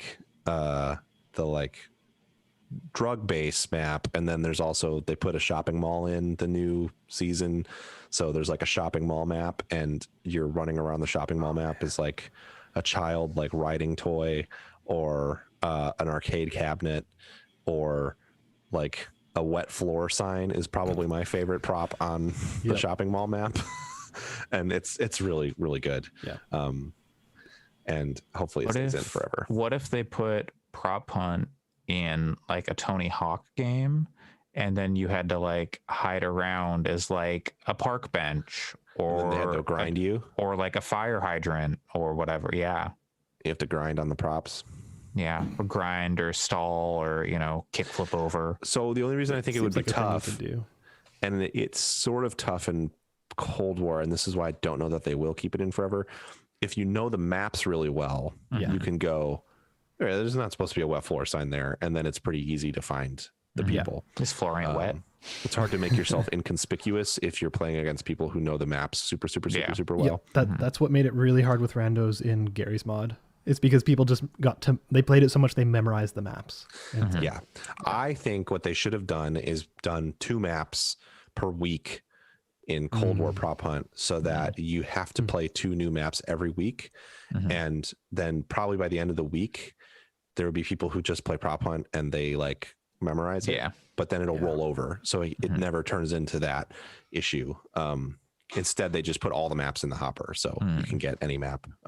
Man, anyway, that just reminds me, there's a news story we didn't add to the list. No, surprisingly, given it's a long news story or long. Gary's mod 2. No, it's Gary's mod 2.0 baby. No, it's like, speaking of other Gary's mods, like there's Murder, which is really good, which is basically, it's kind of a hidden role game in a manner of speaking, where you have a murderer who's hiding their role and they can kill the other people, and then there's other people that have specific abilities, whatever. And then there's also Trouble in Terrorist Town, which is very similar, if you've ever heard of any of these, where there are defectors or bad guys among them and among us, you could say. And what like, who would say such a thing? Yeah, then there's like, again, they have like specific abilities. Like there's one called the Jester, where if the Jester tries to act not innocent or guilty or whatever, and they get killed, they actually win the game, because they want to be killed, and for people to suspect them. But if you act too suspicious, and they'll be like, oh, don't kill that guy, they're the Jester, like that kind of stuff. And there's like a bunch of different roles like that. Anyways, the news is Fortnite is bringing a mode in that looks very much like Among Us or Trouble in Terrorist Town, like almost 1-to-1 copy of Among Us. But anyways, when has Fortnite ever I would never make us talk about Fortnite, but I would make us talk about Dark Souls 3, wherein there and other Dark Souls games have a spell called Camouflage. Oh yeah, which will turn you into a random object from the area you're in. Oh, you don't pick the object? No, it just turns but it is context appropriate, so you won't turn into like a something that isn't from the place you're in. Sure. And so I got invaded once in like a library, and this person was running around. It's like, I have no healing items. I've got like low health. I'm just trying to get through here. I know where I need to go, but this person is just gonna like try and snipe me or something. So I just went into like a safe room where I knew they couldn't see me from anywhere else, and I just turned into a chair. And like I watched them run by and like run out. That's great. And just run around. I'm just gonna wait you out. I'm just gonna wait here. That's the super satisfying thing about these is like you definitely. I had a game last night where I made myself into like a traffic cone, and I placed myself such that I just blended in, and someone ran around me and they shot all the objects around me, but not me. That's the best. And I just sat there and on voice chat, of course, with friends. I mean, I don't know that I would enjoy this as much if I was playing solo queue, but with friends, I was just like, we were all just like, holy shit, holy shit, holy shit. Yeah. It's so good. Yeah, I love that stuff. That sounds fun. All right. Well, I would share what I've been playing, but we're about to talk a whole lot about my God. in the news. I continue to play Cyberpunk, but I'll come back when I've got more thoughts, maybe next week when there's less news about it. Cause like, what a week. Yeah, I don't. God. What a season! I would vote what a season! I don't think we need to go down every single bullet point. No, I think I think we do, because Okay. it's maybe You one can of the most. start, I think and it's I'll one of the step most away for a momentous new. Like it's insane. Like yes, It it's like the following discourse. it was wild. The I discourse think- has been exhausting, but like I think it does need to be talked about. Yeah. Yeah. Take it away then. I'll let you all talk about it because I'm cyberpunked out. I mean, I honestly don't blame you. I mean, it's been It's been exhausting. It's been a wild week, and like just for context for people who are listening, we have a Google Doc where we keep all of our notes for each episode, right? And one of them is the news. The specific list of Cyberpunk is maybe like it's a page. It's like a page on Google Docs. Yeah, it's roughly the length. Single spaced. It's like the length of our normal news section just for this one bullet point, essentially. Yeah. But yeah, that doesn't mean it'll take as long as our normal news section. Otherwise, yeah, because it has a lot more of the like details in there than we normally have. But man, what a week! It was what nuts. a week. Okay, let's jump into it, then reflect on it, because my God. So, was it last week? Cyberpunk 2077 came out. Yep. And people went, "Hey, this like PS4 and Xbox version, and the PC version to some extent, it's kind of fucked, isn't it?" Well, even if you go one step before that, there was the reviews that came up before the release, and they're like, okay, we're specifically giving you the PC version. We're not going to give you the other ones, and you can't review those yet. You can people specifically requested like PlayStation 4 or PlayStation 5, like they were specifically requesting codes for. Yeah, and then also they couldn't use their own footage, and it was weird. And then they said no, but yeah, and then they couldn't use footage that wasn't specifically like B-roll that CD Projekt Red had given them, not like stuff that they recorded on their own. I can't believe people like agreed to that part of the embargo, but that's neither here nor there. So the game came out last week, and people went, "Hey, this is like buggy. That's that's whatever. These open world games, Bethesda games, etc."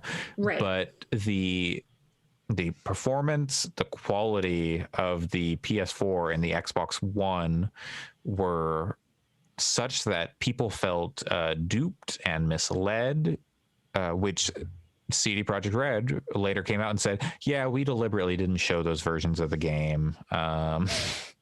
So, which like you could infer, but I mean, like, yeah.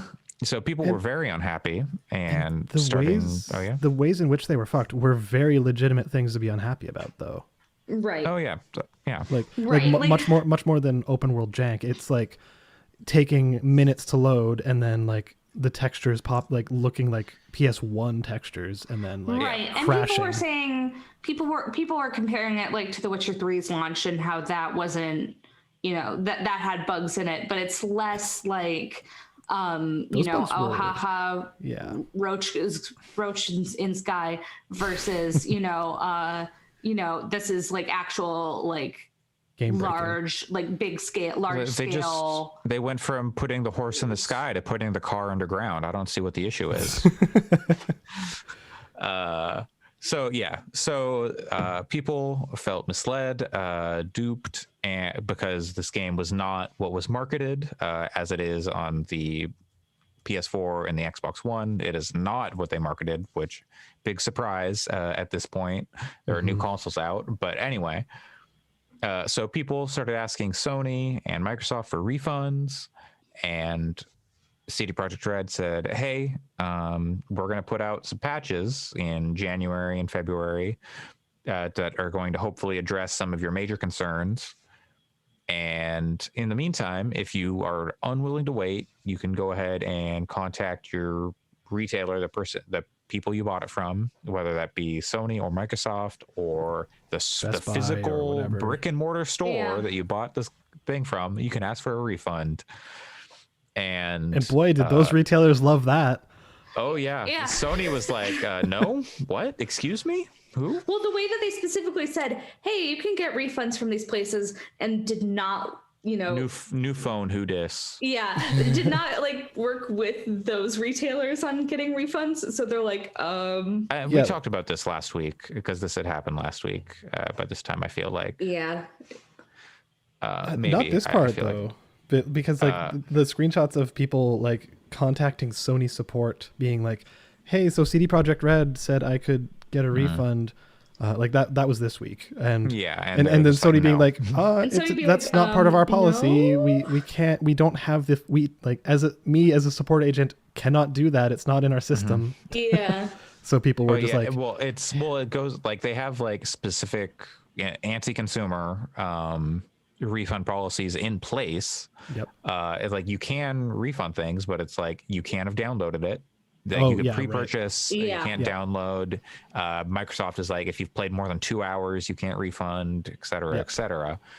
So and apparently on Steam, like there's a specific glitch where even if it was shut down, it would still that has become very like I got that with Assassin's Creed Valhalla, like on the Epic Store, and I had it with like Metal Wolf Chaos on the PS4 last year. Like, so my playtime was up at like 48 hours, and I was like, excuse me? Yeah, and I mean that's definitely happened for other stuff too, but that was like a specific like I can't like I can't do the easy Steam refund because because of these issues. Of this glitch. So that stuff is like par for the course, and like it sucks, but that wasn't like a malicious thing, or that was just like a weird bug. So eventually then there was like some weird stuff in the middle where a game that was banned or like taken off sale in 2018. This is like a Taiwanese developer is coming back on sale called Devotion. So the reason that's relevant is because it happened on GOG, which is also owned by CD Projekt, not CD Projekt Red. Yes, but it's the same parent company. Yeah. It was around the same time as all of this the refund thing that they put out. It was like if it wasn't within the same day, it was like within the same 24 hours. It was this week has been a saga for that company. Like they've been having all those issues, and then like the next morning they're like, oh, gamers requested that we take it off the store, and that's like bullshit. So we know exactly who requested that it be taken off the store. Like Devotion is a game that did come out last year or a couple years ago, I can't remember, but it's from I think it was like a couple of years ago. And it's from a Taiwanese developer, and it's a horror game. that had some reference to Winnie the Pooh as a criticism of Xi Jinping. And I think that was like just like a placeholder asset. No, it was deliberate. I remember reading about that I don't at know the if time. I don't know if it was. I don't think it was supposed to be in there. I don't even think it was like explicitly like because of the people who made it and where like the region it's from, basically because it's from like, you know, a country that has issues with China. The inclusion of Winnie the Pooh could easily be seen as targeted at Xi Jinping, and why else would it be there if it weren't that, like, but I don't think there was any like, oh, we're gonna sneak in a reference to Winnie the Pooh. It was just like, here's a picture of Winnie the Pooh in like a frame or something. Yeah, but regardless, like, so GOG, the company owned by CD Projekt, put it up and they're like, yep, we're hosting this game. And everyone was like, oh, cool. This game got pulled from stores. We've been wanting to play it and no one else would host it. So hurrah. And then within 2 hours, they're like, oh, yeah, we're gamers have overwhelmingly messaged us telling they don't want us on the store. Yep. So we're removing it. Sorry, everybody. Yeah. And they specifically were like, gamers just asked us to not do this. I don't know. And it's like, people have been looking through like the replies to the GOG like initial tweet, and it's like, gamers weren't saying that. I don't know. The gamers are upset. Well, you know who did hear from the gamers? Sony. They heard the gamers loud and clear. They said, we do not want Cyberpunk 2077 on the PlayStation. So Sony said, you got it, homies. And they delisted Cyberpunk 2077 from purchase from the PlayStation Store. Until further notice. They have a special refund policy. Specifically only for Cyberpunk 2077. It just absolutely bonkers. They made an exception to the rule. Essentially, they put up a statement at like 1 a.m. Poland time. Yeah, which is like so it was like 10 hours later or something. CD Projekt Red finally made a statement. So it's like in talks with Sony. Like, were you in talks with Sony about this? Yeah, was this something that you were? It came across, as Patrick Klepek put it, it came across as a big fuck you from Sony. It really did. Yeah, like you're gonna tell people to, like, you know, ask us for refunds. You're gonna overwhelm our support channels. Which, hey, your support channels need to be better. You need to not, you know, you need to give people refunds for things within reason. But yeah, you can still buy the game on PS4 at retailers like brick and mortar store, disc version, Amazon or whatever, but you cannot buy it on the PSN. Microsoft is until further notice. What if it never came back up on the PS4? They're just like, it's not coming out on PS4. It's not acceptable. That'd be gnarly. It is still available on Xbox. They have, I believe, I think, I can't remember which side I saw it from, but said there's no like conversation happening about like delisting it or anything. It hasn't been clear, but they have also extended their refund policy specifically for Cyberpunk. Yes. Also until further notice. As far as I know, there's no talk of delisting it from the Microsoft Store. No, that hasn't been a thing. But yeah. They also, Best Buy has come out and said, hey, even with open copies of physical games, you can refund it here too if you want, because people have been requesting it. God damn, just leave us alone. Mm-hmm. and then yesterday, at the time of recording this, CDPR themselves came out and said, hey, if your store of choice will not refund it for you, show us proof and get back to us and we'll refund it for you up until December 21st. And then some people are mad that when they ask Microsoft or Sony to refund the game, that they also lose access to the game. Like, that one doesn't make sense to me. Yeah, it's ridiculous, but as someone who works in internet retail and sometimes touches CS tickets, it's extraordinarily common for people to expect that they won't have to return an item when it's like defective or something. Like they'll go like, oh, this item, this part of it doesn't work really well, so I'm going to need a refund. And then when you say, okay, we'll get an RMA to you, their response is like, well, it doesn't work. Why do I have to return it? And it's like, well, because we'll fix it and put it as a refurbished or something and recoup some of the cost. And, you know, like retailers like Amazon have definitely gone a long way. And like Amazon will say, well, we don't want it back. It's cheaper for you to just keep it. So like, I think it has generated a mentality in people that like, if it's busted, you get to keep it. And in a lot of cases that comes from a place of like, well, this function doesn't work, but the other one does. So if I can get a refund and keep it, I can still use it. And it's like, no, it's fair to want a refund because the game's broken, but you don't get to keep playing it. Yeah. It's shenanigans. It's a thing. It's shenanigans could be this whole entire saga. It's not even the end of it. Oh yeah, no. It won't be the end of it. But yeah, so this whole fiasco has led to CD Projekt losing $6.6 billion in stock price or value on the market. Yeah. On the Polish stock market specifically. Yeah, like is where they're listed. 6.6 billion in a week. They were the biggest tech company in Poland, I believe. Yeah, and there was an article that came, or I don't know if it was an article or just a tweet or whatever that came out saying, oh, within the launch window, they've already recouped all their costs from development and marketing and all that stuff. And now it's just like, ooh. I was just like, this is this is not good. Yeah. Yep. And then just yesterday, there was a story from Jason Schreier, and God damn it, Jason, shut the fuck up sometimes, my guy. There was an all hands meeting where the staff got pretty upset with management and were like, excuse me. They were hostile, apparently. Like, this is on you, yeah. And asking good questions like, hey, how are we making this game about like anti-corporatism while you're forcing us into these, you know, death march crunch hours? And you know, how are you making promises like, oh, the game runs great and the game's finished basically like in January when the game was very much not finished. Yeah, it's and good.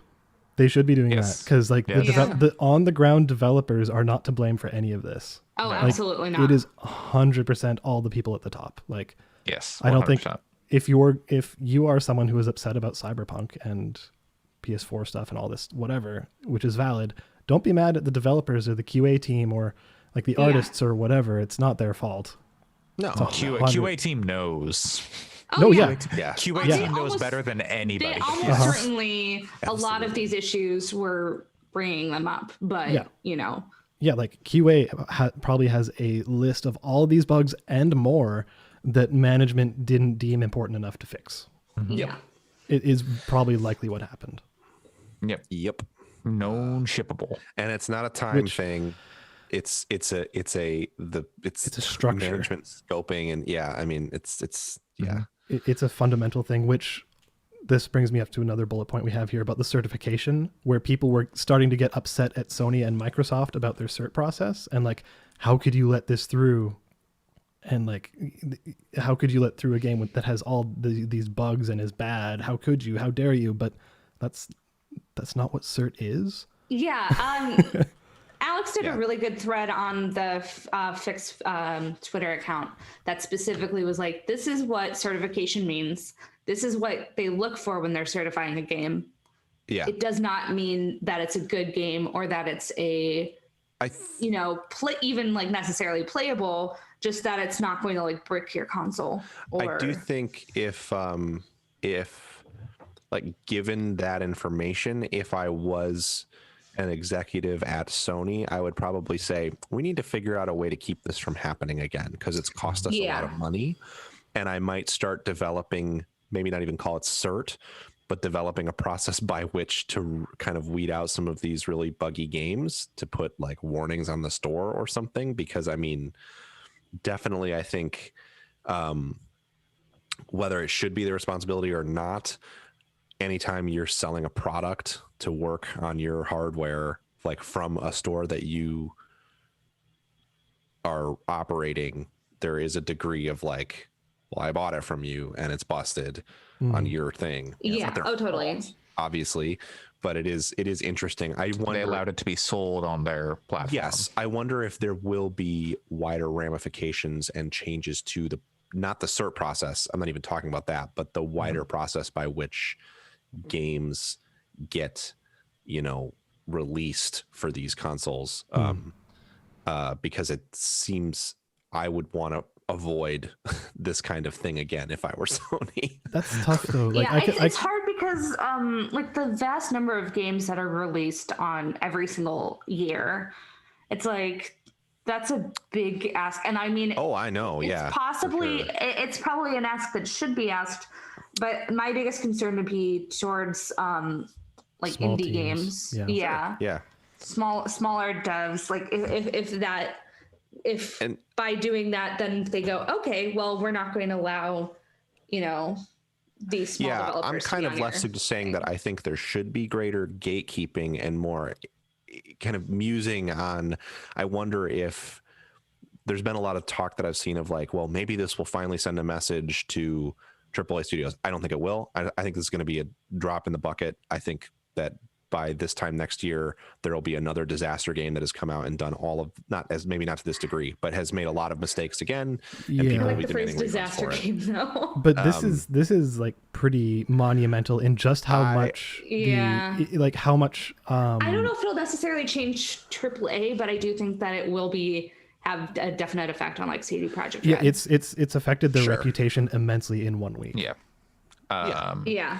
They burned like, so much goodwill. And they had so much goodwill after Witcher 3. Yep. And maybe you'll be able to throw this on aged milk. I'm still positive that when they announce Witcher 4, everyone's going to freak out, and there's going to be a group of people that are like, but remember Cyberpunk. Justifiably, I'm not saying that I'm but the wide thing angle. I mean, Sam said it in our chat was, well, I'd be excited about Witcher 4 because they haven't fucked one of those up yet. And it's like, when that gets announced, that's going to be the thing that saves, and no one's going to think about Cyberpunk for a little bit. No one. The wider public is going to be like, well, we'll give them another shot with Witcher 4.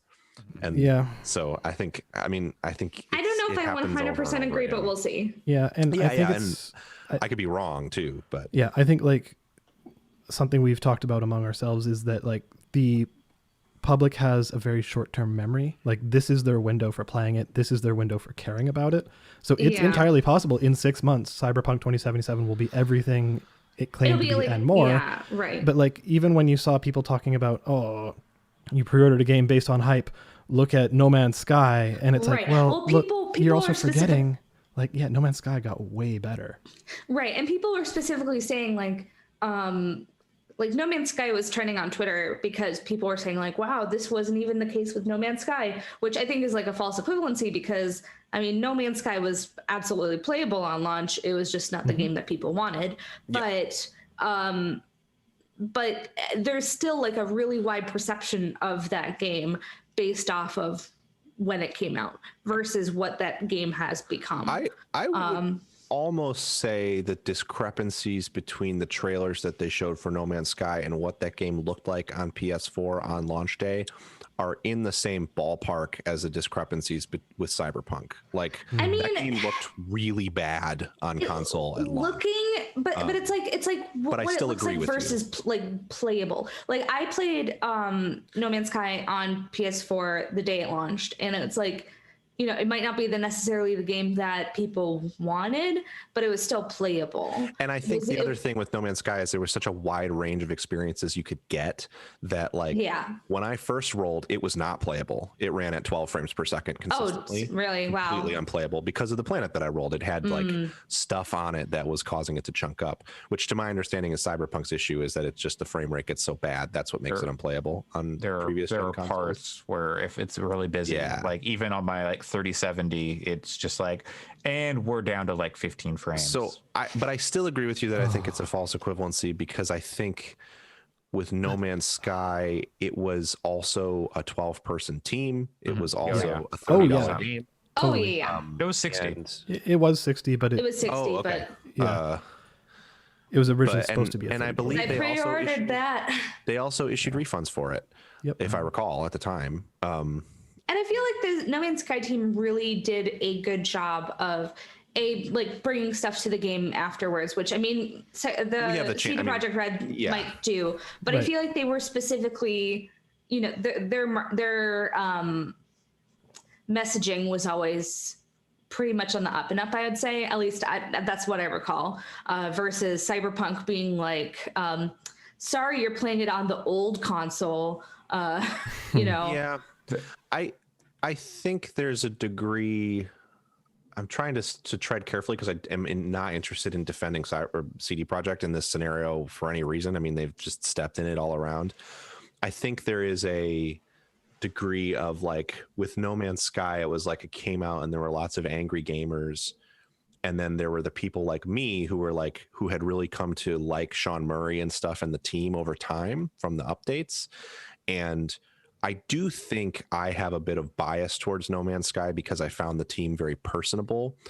Right up until launch, there was not really any indication it was going to be as messy as the game was. And the response to it was to say, hey, we're sorry, we're going dark now for 6 months before we talk again, basically, which was smart, but they were pretty radio silent for a while. Versus with Cyberpunk, it's interesting because it came out, they had a legion of gamers to defend them, and then those gamers turned on them. And so now it feels like they're kind of getting it from both angles of people who all along were like, I don't like you because this game looks like edgelordy and I have justifiable reasons for having problems with the game. And so now I'm going to say, ha ha ha, look, you're fucked now. This is great. I love it. And then there's the gamers who are excited, who are saying, we're not defending you anymore because we're pissed at you. So they're just like, I think that's the even bigger issue here, as opposed to things like Mass Effect and No Man's Sky is everyone's pissed off at them. Because then like you are finding people with very justifiable reasons of like finding systems that are totally broken, like the driving or like the AI for driving, it's like they don't actually exist and stuff like that. The cars disappear. The pedestrians can disappear. Yeah, if you make pedestrians scared, if you like shoot a gun, pedestrians freak out, and then if you look away and turn back, they'll just disappear. Yeah, stuff like that, where it's like, okay, that's not a bug. That's specifically. And there was a really interesting thread on Twitter where like that was talking about it, where it's like, wait, were the bugs just covering this up, especially for like reviewing, where people say, oh, the driving AI sucks, but that's maybe just a bug, or like you notice something, but you're like, oh, that's a bug that'll get fixed, but it's like a lot deeper and a lot more systemic. That's the system. What I will say is, you know, again, I do agree with you that it's a false equivalency to say it's the same as No Man's Sky, but I do think if you look at No Man's Sky, they didn't just fix bugs. That game today is it's basically like 2 or 3 sequels along. I mean, it's like a totally different game than it was then. And so I wouldn't be surprised if CDPR's management even considered saying, we know this game's pretty broken. They probably didn't think it was going to be as bad as it has been. I would assume they didn't, because if they did think that and they did it anyway, that's like, I don't know about Poland's laws, but that's criminal negligence of your company here. You can go to jail for like tanking your stock price knowingly like that here. But but I wonder if they knew it was going to be a mess and they said, no, it's going to be okay. We're going to do a No Man's Sky to it over the next 2 years, and then after that we can release a broken game forever, because people will go, oh, they'll fix it like they did with Cyberpunk. Yeah, but people, I'm not saying they're right. Yeah, but I'm saying I could see that being their thought process. Team. Yeah, I just still don't think that people, you know, look at it that way. Like that people still think, oh, No Man's Sky, like that's a bad game. I don't think they do. Yeah. I think it's a combination of people have short memories, and I do think that in 2 years, there's going to be a lot of people, and I say this because I'm a person like this for No Man's Sky, who are going to go, no, it's really great now, and don't really talk about the issues that it had at launch. So Sure, I don't know. or Fallout 76 is apparently having a similar arc. Yeah. CD Projekt Red saw how well Hades was doing, and they saw like, oh, Ubisoft is doing a Greek mythology game, but we can't really fit that into Cyberpunk, so we're just going to become Icarus. Yeah. We're going to fly too close to the sun.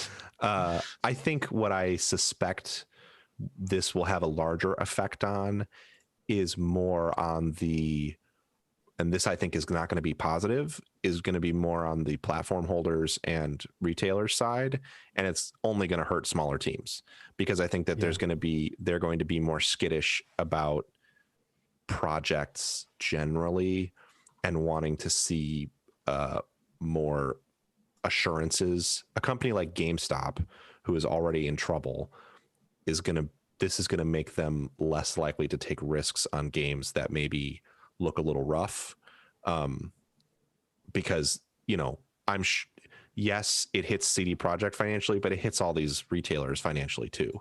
So it'll be interesting to see, and they don't have a short-term memory as gamers at large.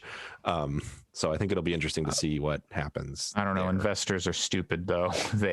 Investors are, yes, but I mean more like the people that are in charge of customer service departments at Sony and stuff, who are going to be like screaming at their managers, and I don't even mean people that are like just CS managers. I mean like customer service will remember that. I mean people at the top of the chain, VPs and stuff are going to be saying, hey, we can't do this again. What's his name?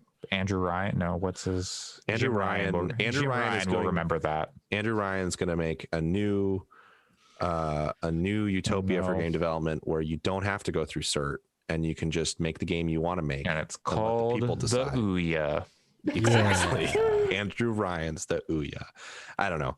I think it's going to be wild to watch the story. I'm almost more excited about the future of Cyberpunk now than I would have been. Not excited in the like, yeah, Cyberpunk, in the sense of I want to watch where all this goes. Yeah.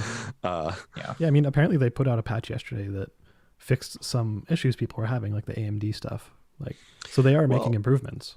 The thing I continued to hear from reporting, like you would hear the stories of like the Death March crunching, which is awful.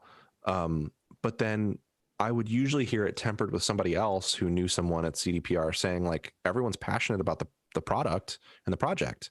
It's not like people are crunching and wish they could quit. I'm sure that those people exist, that exists everywhere, but that a lot of the people that were working on it, it was like kind of a labor of love, even if it was fucked from a management perspective. And so I would assume that there's passion behind it, as much as I hope that those people are being super critical of management, because they should be.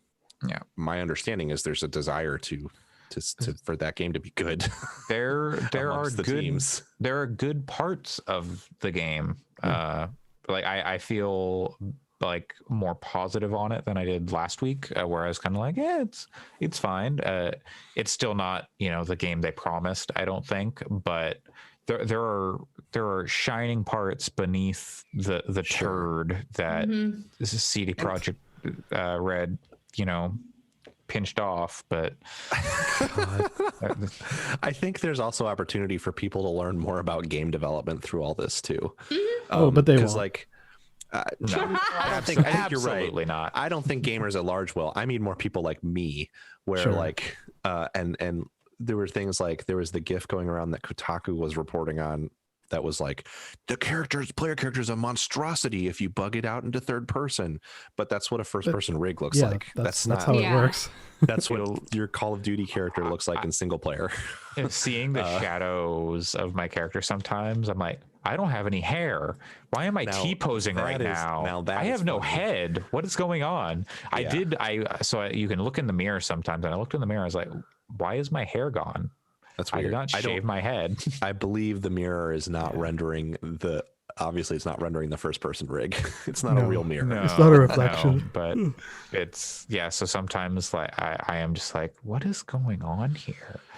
But I think with all this, I kind of landed on, I'm not really comfortable this game feels like an early access game to me, to the extent that I'm not really comfortable looking at it for game of the year for my own list. So I'm just kind of punting it, and I'll check it out maybe down the road when they fix it up some, and maybe it'll be a personal game of the year list game in 2021 or 2022. Yeah. So Cyberpunk. Yep. That was the whole thing. That was they had a week. Yeah.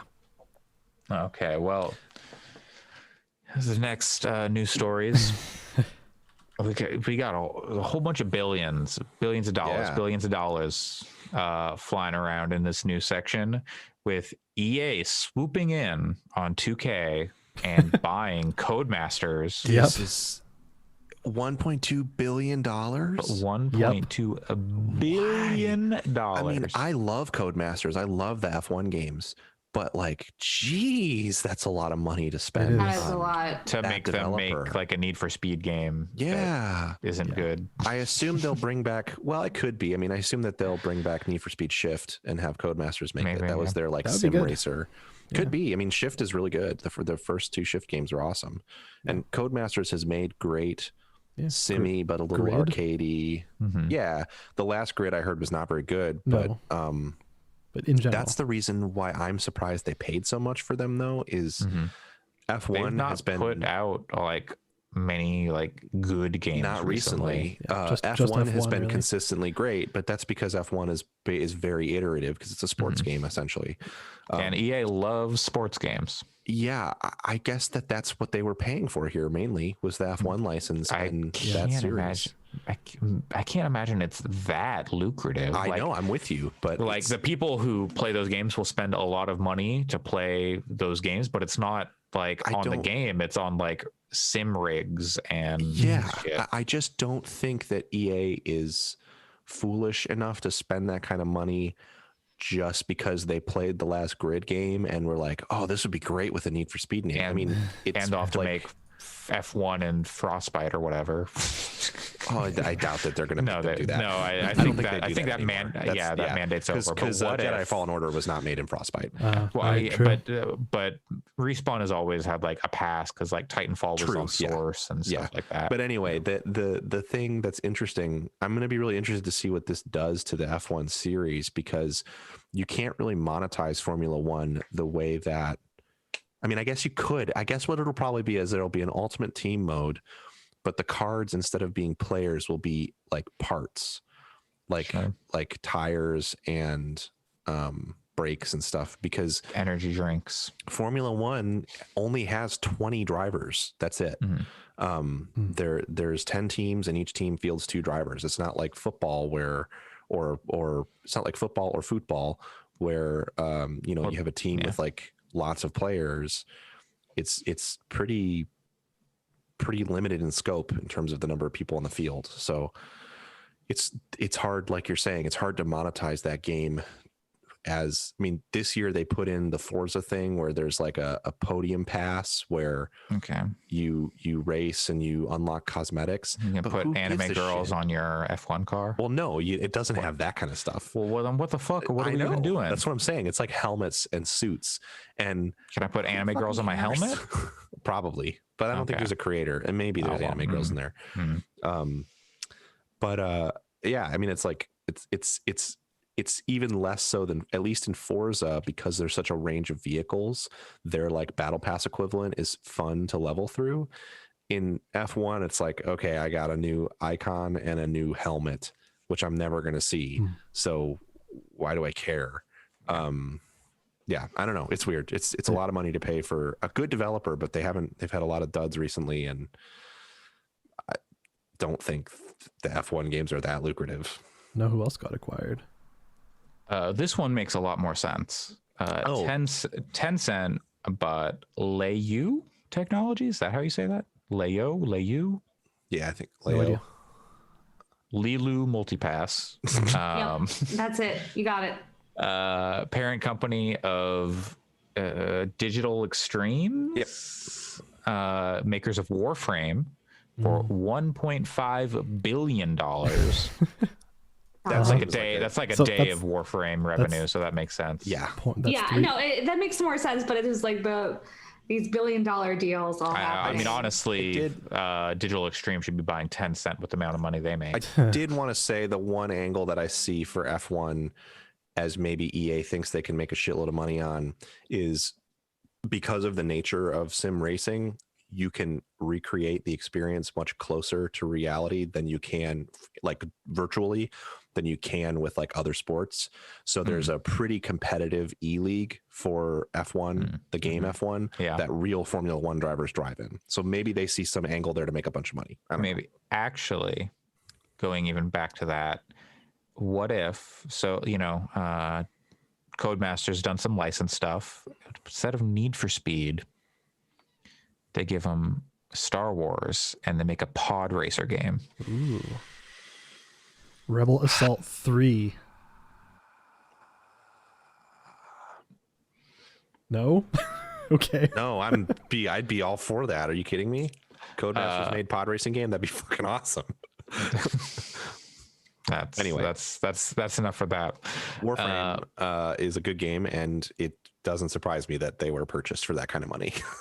Yeah. Does Leyu Technologies do anything else? They're probably just the name of the holding company. Like, it's probably just a liability thing. Oh yeah, to add a layer of ownership on top of. Oh, so yeah, Leyu, like they're a Hong Kong based video game holding company. Okay, so they've got a Radius Maxima more. I like Splash Damage. Yeah, who didn't love Brink? Idiots. That's who. Dirty Bomb that's the new. I like Dirty Bomb as well. Actually, it's not as good as Brink. Wolfenstein Enemy Territory also was very good. I like everything Splash Damage has ever done. Fair. Okay. Dirty Bomb is a Team Fortress alike. It is. And it's not incredible, but I like the way the characters look in it more than Team Fortress. So, well, next news story. Speaking of Tencent, Riot just up and weirdly announced in a tweet that they're making an MMO. They're just like, hey, the guy who's heading the project is like, hey, we're gonna have a bunch of job openings and we're making a game that people have been asking for a long time. Someone said, is it an MMO? And they said, yep. Yes. So, okay. The League universe, but no real information besides that. They're hiring for that, so I don't know if you code, you can go apply to work at Riot, which maybe you don't want to do that, maybe you do, I don't know. I know some people who work at Riot. They seem to like it well enough, but you know, there's still things to be critical of there too. So I don't know. Yeah. Mostly on their PR and marketing side. Yeah. The lore that whole League of thing Legends and like they're like, we're gonna do a deal with the Saudi prince, and then I don't remember if they pulled out because a bunch of their employees casters were like, excuse me, we're not gonna. It seems like they're another instance of their management and marketing and PR are a nightmare. Then there's people making really good games still there. Yes. You know, so I don't know. I think I like the lore of League of Legends quite a lot. And if there was a really good MMO in that space, like that was set in that world, sure, that'd be really cool. Yeah. I think like we talked a little bit about this, but like I fell off of Legends of Runeterra because it's just not as good as Magic, which isn't really anything a knock on them. I mean, Magic's been being developed for 30 years, so it's understandable that it would not be as refined as Magic. So unless you're deeply into League of Legends, I don't see why you would play Runeterra over something like a Magic. Yeah. Because it's slightly less complex, but Runeterra is pretty complicated with card interactions. So I think if they make an MMO and it's not as good as World of Warcraft or Final Fantasy 14, it's hard to. There's such a massive number of people who don't play anything but League of Legends. It'll be successful. I'm sure it will be successful and competent. It's more like, will it be enough to interest people like me who like League but are not super invested in it. Yeah. Yeah. And because they've got they've got like over a decade of lore at this point, built up and like changed and stuff, characters and like history to like build from for the world. They've at least got that. Because they've done like story stuff and like built up the world and the characters and kind of the mythology and stuff like that. So they have a solid like ground to start on. They're probably one of the last few companies too that could just charge a subscription fee for an MMO and get away with it, and people would pay it. Yeah. You're not wrong. Like, I don't think if they introduced a subscription fee, I think it would be like, fuck you, no. I don't think people would pay $15 a month to access Destiny. No. I don't think they will. I think they'll do the cosmetic thing. Oh, you mean Riot? Riot, yeah. Yeah, I don't know. It'll be interesting to see. I think it depends on what that game is, like what the nature of it is. Sure. I'm hoping that it's something a little different. Like, I'm hoping it's not just a hotbar based press the buttons game. You'd hope at this point. I like that in WoW, but they've just refined it so much in WoW that I don't want another one of those. It doesn't bother me as much that FF14 is that way because it's more of a, it's practically a visual novel, right? It's a little more dynamic too with its stuff. I maybe later on, early on, you push attack. No, early on, no, but like it's and by early on, I mean for like the first 30 hours. It depends on your job. Totally, yeah, that's true too. But I guess what I'm saying is I think there's an opportunity there for Riot to make something like super interesting. But based on Valorant, I think this is going to be WoW with a League of Legends skin, which would be disappointing to me, but probably successful. I could definitely see that. Yeah, especially with like people's reactions to the storytelling of WoW recently. It seems like it's not really hitting it for people, but I might be wrong. Yeah, I don't know. My partner is a huge fan and has been like riveted by the Shadowlands story, but I know that WoW is a weird one because it's got such a wide player base in terms of what people want from that game, that if the raids aren't very good, then people will complain about the story because they're like just pissed in general about the game because the thing they like isn't there. So then they'll complain about the whole package. And it's kind of like, also they keep making Sylvanas a war criminal. Basically the Horde and WoW are just like irredeemable, awful bad guys now, which bothers Horde players, I think. And there's a lot of people who play Horde. Yeah, Horde was very popular for like very long time. And it was always the like, well, they're actually like, they're just people, just like everyone else. Yeah, and now they're more like, no, the Horde are trying to commit genocide.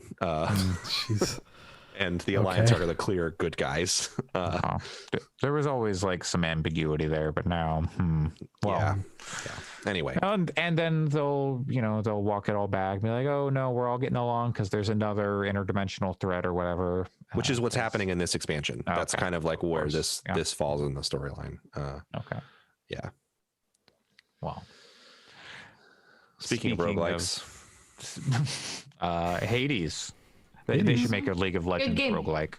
There's a roguelike dungeon in the new WoW expansion. Oh yeah, I remember hearing about that. But anyway, Hades finally getting cross save with the PC and the Switch version, so you can take that game on the go. If I were traveling for the holidays, I would absolutely be buying Hades on Switch so that I can play it while I'm traveling. But since I'm not, I can continue to play it on my PC.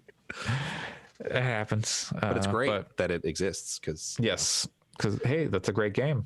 Yeah, and hopefully it'll be a game people are playing in 2, 3, 4, or 5 years, and I think it will be when I imagine they'll do some updates for Hades. I bet. I don't know. They might. It's been so successful. You would think maybe, but they don't. They haven't really in the past. I could see them doing like an expansion, like a, Well, they do like pre-production on. It would definitely be unprecedented, but the other studio is so small. It would be unprecedented, but they also have never had a game that has hit quite like Hades has. So who knows? They seem like a studio, and even Hades feels bigger than Bastion. Even Bastion came out on like every thing known to I feel like Bastion was specifically like you know, like the start of the indie game renaissance, right? Totally, Where it was yeah. like, Huge where it was like, game, it was hugely right, it was important. right at the start. It was like very big, but like I feel like Hades is expanding past that kind of indie game audience. That's in the a thing way. is Bastion to me felt like all of the like game the people who played games. I don't even want to use the word gamers. The people that I knew who played games, everyone simultaneously was like, "Have you played Bastion yet?" Because it was like the talk of the town among people who play games. Hades is like people that I know outside of gamer circles who maybe have a Switch because they like Pokemon or something, but they're not really into games, have asked me, "Hey, is Hades? I've heard good things about Hades." It seems like it's like reaching a much bigger audience than their games have traditionally. So, but I think their team, part of what makes Supergiant so awesome is if they want to make more content for Hades, they'll make more content for Hades, and if they don't, they won't. They won't. Yeah. Yep. They're so good at picking things that everyone is on board with. So Totally. yeah. Next game from them, Bastions with an S at the end. The sequel to Bastion. But it's actually a visual novel about Overwatch. Yes, with tower defense elements. I would legitimately play a Supergiant tower defense game. That would Oh, be yeah. 100%. Oh, yeah. Absolutely. I don't even Honestly, like tower I'm at the defense. point where I'm like, whatever they do next, I'm playing it. You know. I'm at the point where I need to go back and actually play Pyre and Transistor, which I Oh, didn't. same. Me I too. played each of those for like an hour or two and then didn't end up sticking with them. All right, next story. Indie World stream. Nintendo did this, right? They just were like, Yep. "Hey, here's a bunch of indie games again." Here's an indie stream at the end of the year. So yeah, did anybody else watch that? I did. I did not. Cool. So Mostly when because I'm I knew asleep, mostly so- because I knew the two of you would watch it and tell me about the cool things from it. yeah, no, that's Fair. not. You're not wrong. Yeah, no.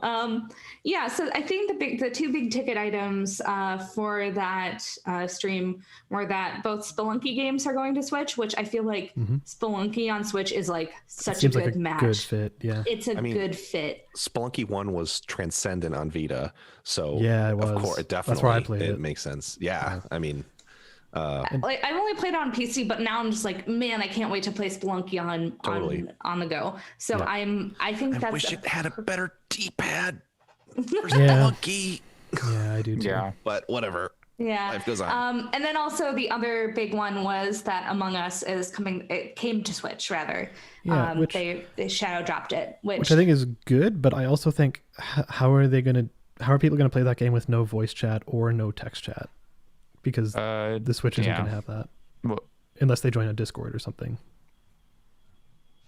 You can Oh, use a God. phone app. yeah. You have the Nintendo Switch app on your phone that you can use to voice chat. So, Like, come on. I think that's a weird platform for it, but it makes weird- sense. It makes sense for it to come Yeah. there. But yeah. And I think what it's for is if you get 8 of your friends that have Switches together and everyone's playing it in the same room. oh, that would be Yeah. What I great. would what I would Or think. well, That'd be really rad. yeah, because that's happening in 2020. No, Right. well, sure, but I But think that's still I mean, the you use get, I case. mean, you get on Discord with your friends or Yeah, whatever yeah. because a lot of these kids, you know. I mean, the I market Kids for this these game, I days. feel like is a lot I of the played a market for game this game this- is going to be savvy enough to be on Discord and stuff. I played a game this week that I'll probably bring next week, but it was a tabletop simulator mod for something, and my friend doesn't play. He has an Xbox, but he doesn't really play PC games at all. And he was playing on like a super old laptop that kept rebooting, so sometimes I'd have to take his turns for Oh him, no. so that we could play this tabletop game together. But we were chatting over Discord using his phone, so. You know, I think there's plenty of situations, and he may even have a Switch. So I could totally see a situation where getting like that group of friends together to play something like Among Us and everybody jumping on a phone Discord call to play. It does kind of hurt the proximity thing. Yes. So Yeah, if you're playing it that way. Another Right, game that was yeah. announced that looked really fucking cool was that Cyber Shadow thing that's coming. It's that's the new published by Yacht Club, which is the yeah, Shovel it's Knight published by people, Yacht but it's developed by Mechanical Head, who I don't really know. I But don't know either, but it looks super cool. badass. It's like a platformery kind of thing, but you're a ninja, side scrolling kind of thing, and it just like looks like it has really fast, fluid movement and potentially really awesome combat puzzle kind of thing. Yeah, I was like when I looked for that, I was it took me a little bit to go wait. No, that is only published by a yacht club, because it looks very much like a yacht club, like a Shovel Knight type. What was it game called? Cyber Shadow. Cyber Shadow. Cyber Shadow. Yeah. Okay. I think it had already been announced before, but it was It looks really but it still looks really neat, and I'm excited about that. I dig the art. The art's rad. Yeah. The big game that I'm now just like completely hyped Fist for. of Fluffs. No, although that might be fun. Is Nausea? Yeah. Nausicaa. Nausicaa. Yeah, it's Nausicaa. Of the Valley of the Wind? Yeah, it's just the movie. Should make a Nausicaa game. Anyway, continue. Nausicaa game would fucking Just rule. make it like anime Fallout. It would rip. That game would be so good. Ghibli Fallout. Giant bugs. But then make it like Breath of the Wild, like so that there's not. Anyways. Anyways, now Tell me about Nausea. Nausea is basically a lot of people were immediately making comparisons to Among Us, but it's basically like that kind of same of like Werewolf or Mafia, or kind of the you have to find the imposter among you. Yes, exactly. Which are the Nausea. And it's basically like a single player version of that. Cool. It's a visual novel. You do time loops, but like through the time loops, you start like kind of learning stuff about what's going on, about the overarching thing. It looks really neat. The art style looks really interesting. The characters look interesting. Apparently this was already released last year, I think, in Japan. In Japan, and it was released for the Vita, which is How do you spell it? GNOSIA. Which is why I've been like trying to figure out how to pronounce it best in English. But yeah, no, but it was apparently like it was released on the Vita in Japan last year, so it was a late game for the Vita, but it was a cult hit. It was really like critically lauded, and I think it's also like a really small team in Japan as well. Yeah. Like a few people working on this game. So I am just like unbelievably hyped for it. And I just went from like, I didn't know this game existed to like put this game on my Switch, in my veins right now. Yeah. Yeah. Really so cool. It just seems really interesting. If you want something to tide you over, I do recommend Raging Loop, which is also on Switch. It is basically werewolf, like just straight up with werewolves. But it is like I will play that. Yeah, it's good.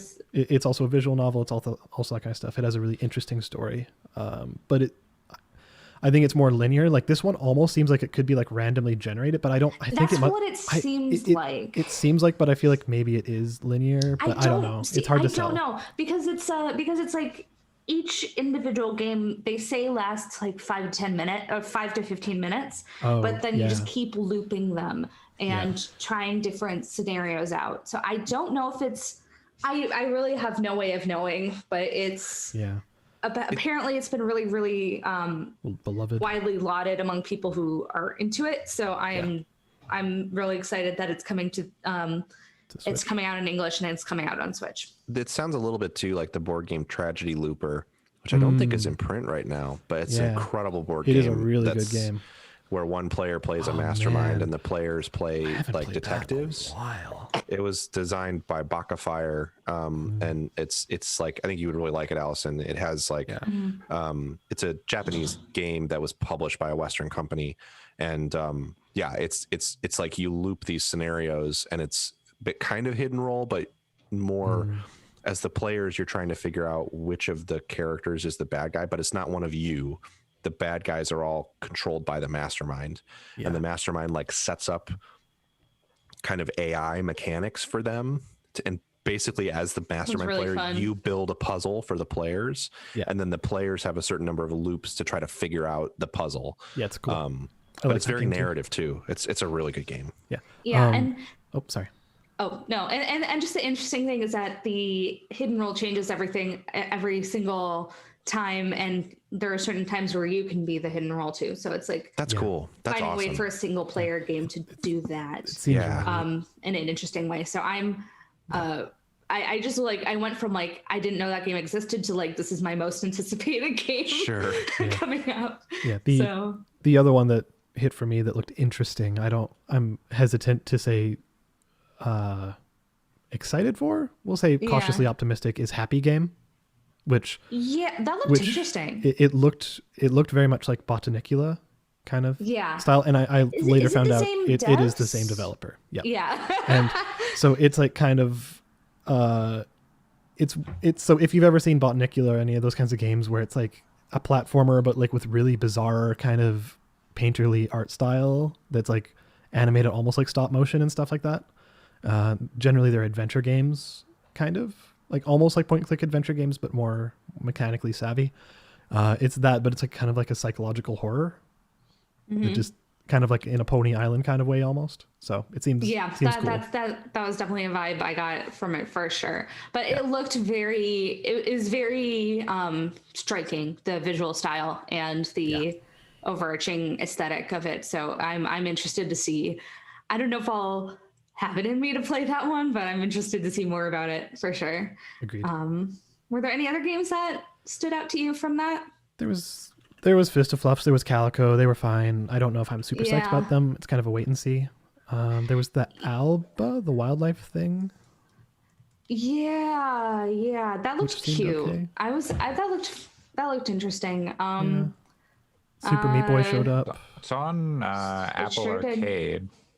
Alba. Yeah, the other thing that was Apple Arcade that launched on Switch is Grindstone, which I enjoyed on when I had Apple Arcade, so I'm kind of considering picking it up for Switch. Yeah, I kind of burned out on it on Apple Arcade, but it's a really good game. It's just because at a certain point when you play those puzzle games for a long time, it's like, okay, I've had enough. But it's not. Yeah. because the game Totally. is bad. It's just I played it like constantly for a while whenever I had a free minute on my phone. Yeah, I also like that Alex and I were both like Cappy, so yeah, totally, which is sad, but yeah, no, it's a cool game, and it's from what I've heard that the Switch version is quite good, so it's so I just like that. I just like indie streams, so I was happy to see that pop up. Yeah, it's cool. Year. Yeah, I hope that we get like, there's a few places, Nintendo's one of them, that I also hope that EA does something with Star Wars soon, where we get like some more like new. I feel like I don't want to wait all the way until E3 for the next major drop of Nintendo news, even though I'm not the biggest Nintendo person. I think it's you don't want to wait for E3 2022. But like, I was thinking about it earlier before we started casting that like, I'd like to know what Star Wars games are coming, and I'd like to know when Breath of the Wild 2 is coming. Well, I told you, Pod Racer. Please. By Codemasters. Look, because we're about to wrap up, I'm just going to say this out loud because it's important. It's absurd that there is a show like The Mandalorian that exists, which has a couple of real shitty people on it, but damn, the season finale made me cry last night. I rewatched the first episode of season 1 because I'm rewatching season 1 before I get into season 2, and like a Mandalorian game. Why don't we have that, please? It's called Bounty Hunter on the GameCube. Even if it wasn't based on the Mandalorian, it's just wild that this thing that is like back to the roots of Westerns and samurai films that Star Wars is kind of built on in a way. It's like, how is it that there hasn't been? It's like the most popular media franchise in the world, except for maybe, or at least in the Western world, except for maybe Marvel. And there hasn't been a Red Dead 2 quality, like, because EA doesn't think those games sell. No, you're totally right. I understand mechanically why it's the case. I'm just saying that it's a cosmic injustice that doesn't exist. It should be illegal. Yes, just like the Call of Duty stuff. EA should be forced to buy I thought you were making a Star Wars Episode 1 reference there. Oh, no, that would have been better. Yeah.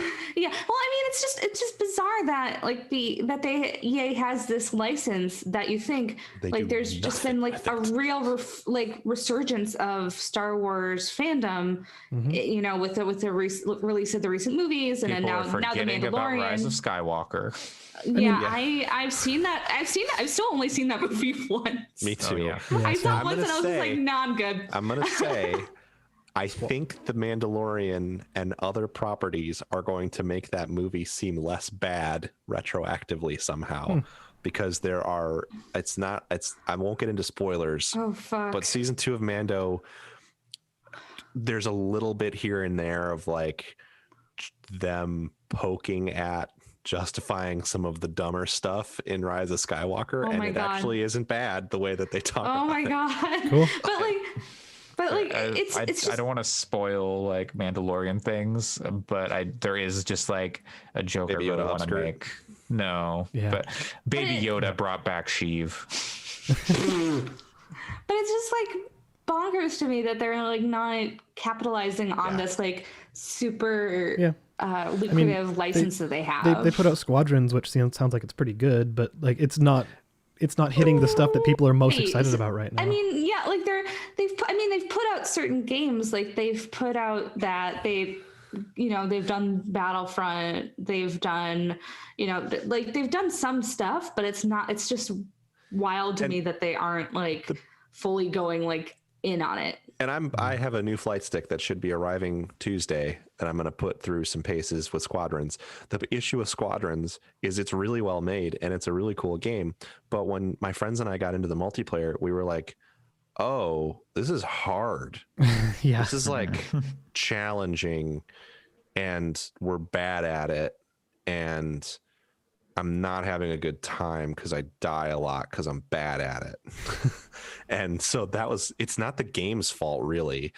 It's just that like it's tough because it's an arcade flight sim, but it's still simmy. So yeah, but they put B-Wings in it. So it's game of the year, baby. Simi-in. B-Wings are like super rad. B-Wings are my favorite ship. And I was trying to explain to my partner, who has only gotten into Star Wars over the last couple of years, why B-Wings are amazing. And she was like, what does it do? And They I was look like, cool. the wing rotates around the cockpit. What more do you Yeah. need? Yeah.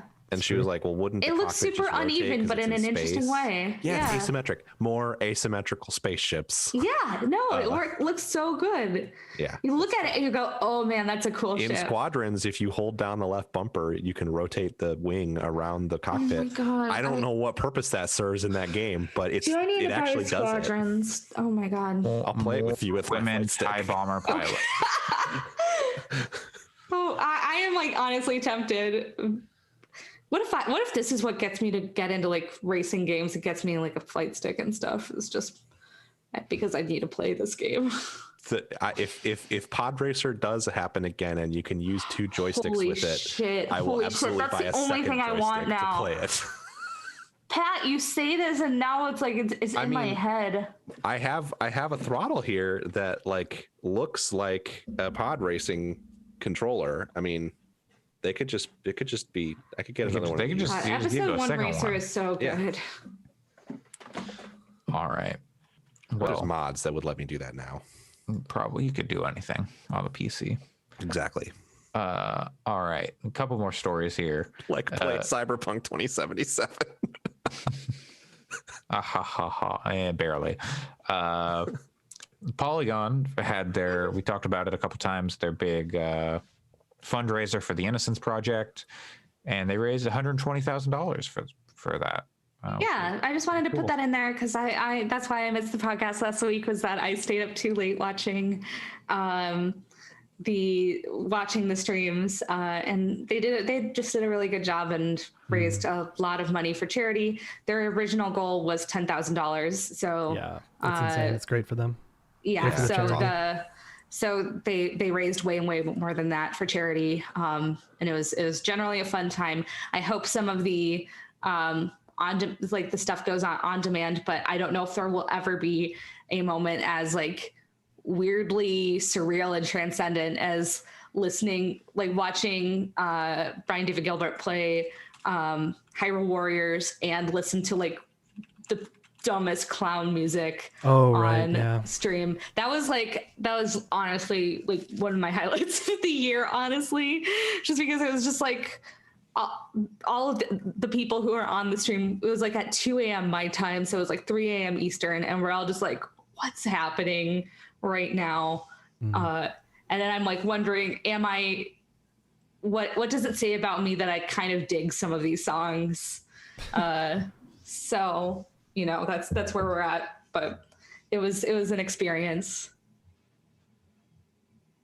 Next story from Polygon.com.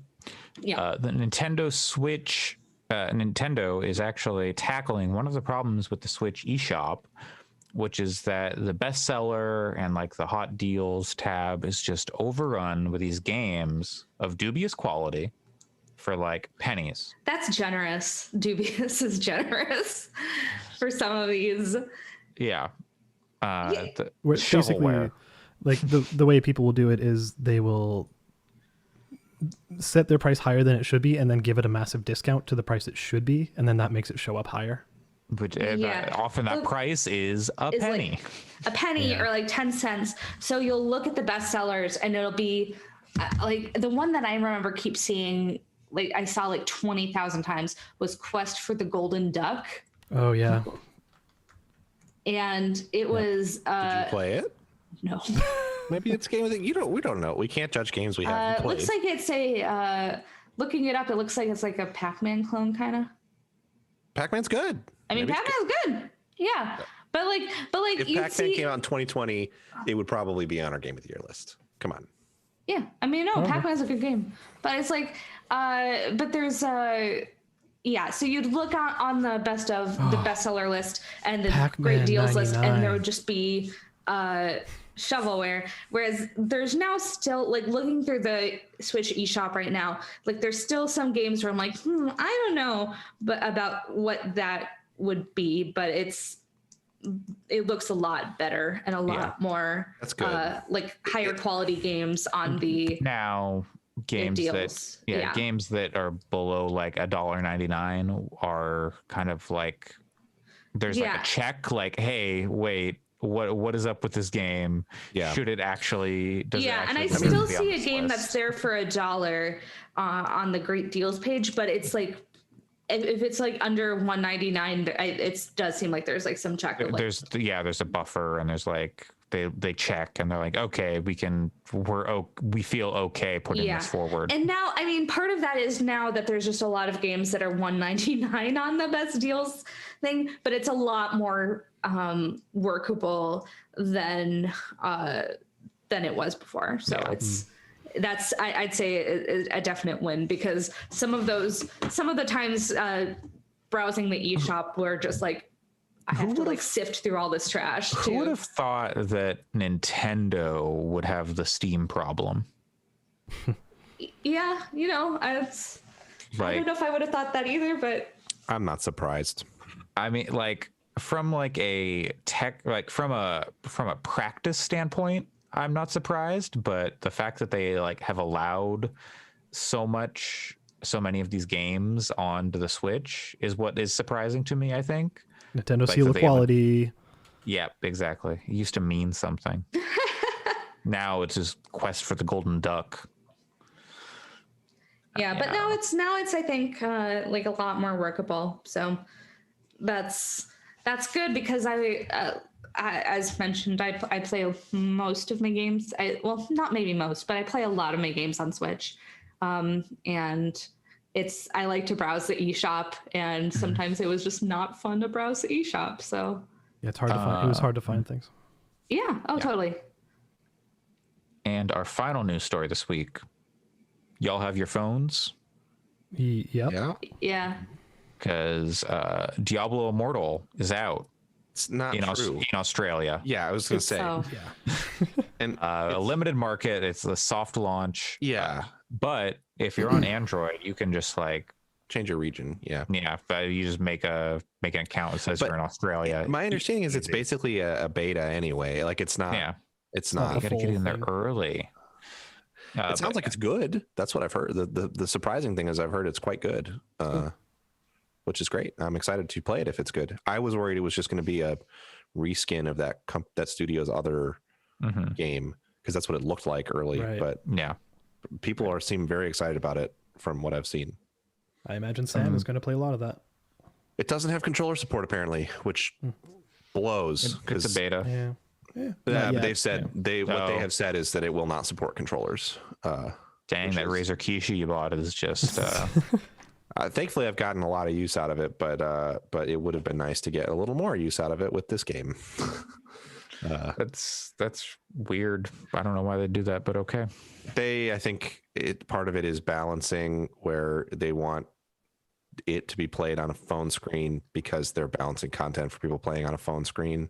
Cowards. And I agree, but they want you to pay money for things as you play it, and they can better control your desire to do that if they make everyone use the same interface. Yeah. It sounds negligible, but I bet when you blow it out to like 10 million players, suddenly it becomes like, no, it probably makes sense to make sure everyone's using the same thing so we can target paid content to people. Yeah. Because that game's going to be microtransaction to hell. Their answer to the will there be microtransactions was that was actually not intended, but their answer to the will the game include microtransactions was like, we're focused on building a great Diablo experience first, and it's like, that's not an answer. That doesn't answer anything. So the answer Real is yes. money auction. You're gonna house. ask me. I'm gonna play for 20 minutes, and you're gonna pop up a thing that's like, for $20, we'll give you this, and you can only buy it right now. Don't close the screen. Give us $20. God. Yeah. Well, I guess we'll play it and find out. Yeah, It'll give you like a little goblin, a little Deckard Cain, and extra bag space. little Deckard Cain, extra bag space, and like a halo or something. A Master Chief? Yeah, in Fortnite only though. Sick. And that is going to do it for news this week. Everyone, unless anyone has anything else they'd like to share. Nah. Happy holidays. Yeah. Hanukkah's over at this point, Yep. but Yeah, it was the 18th it ended. happy late Hanukkah to our Jewish listeners. Merry Christmas. I think we also called it out last week. We called it before Hanukkah. Oh, yeah, okay, we called it the week before. I don't think we said it last week, which and the week are after. bad. Yeah, definitely. Yeah, you got to get both sides. You know, in the middle, it's messy. Merry Christmas to those who are celebrating Christmas, and happy holidays and other festivities that you may be celebrating. I had a package that said it was arriving yesterday, and then I clicked the tracking and it said that it was delayed, and now it's not even on arriving soon today. Nice. Hopefully you shipped your gifts to your friends and family early. Yeah, I imagine this year in particular, our lovely mail carriers are swamped. Oh, absolutely. So thank you to them. The postman, the emergency medical services, the fireman, the Walmart employees, and the weed man. Thank you. This has been episode 152 of the Gaming Fix podcast on December 19th, 2020. You can find the podcast on your social media channels like the Twitter @FixPodcasts, or on Twitch at Gaming Fix Pod. I don't even know. I don't even know. Got it in one. You can find me, Andre Cole, aka your partner's favorite reindeer. I got there. This website I was looking at, it goes into like, are you like a dasher? Loves to be social, good at sports, prefers track and field, doesn't mind the cold, aware of fashion, loves to party, happy, has a big heart.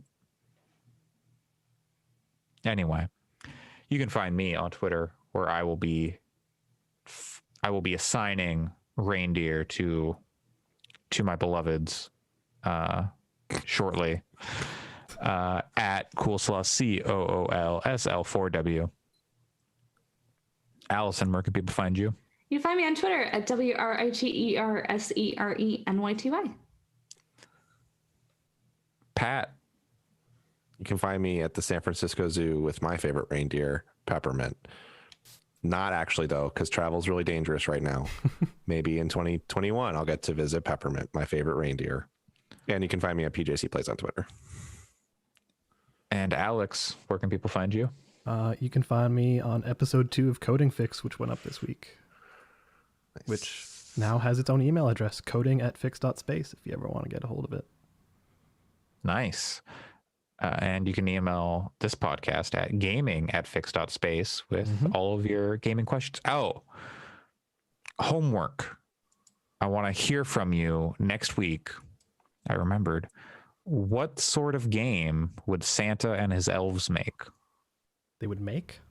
Yes. They would make If Santa were to force his elves to death march for 1 year to create a video game, what game would they come up with? It would be that Santa Elf Bowling from Flash games from like the late 90s. No, it'd be Satisfactory. Yeah.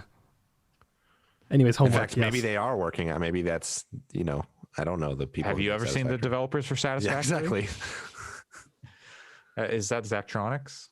No. Oh, okay. It's not Zachtronics. It's Zachtronics like. Yeah, I don't think there's solitaire in that game. Coffee Stain Studios. Yeah. Okay. Well, they made Goat Simulator. Oh. Okay. What? Cool. Okay. Sure. And I Love Strawberries. Yeah, I do too. And Sanctum. Sanctum was their actual bigger I was at Costco today and they had pomegranates. But they were like 6 for like $20, and I was like, I can't eat 6 pomegranates. But think about all the upgrades it would give you. Yeah, I was gonna say I'd have some sick ass boons. You just interesting mix of ways in which Persephone and pomegranates have been portrayed in video games over the last couple years. Anyways. Be well, goodbye, y'all. everybody. Bye. enjoy the holidays. So long. Bye.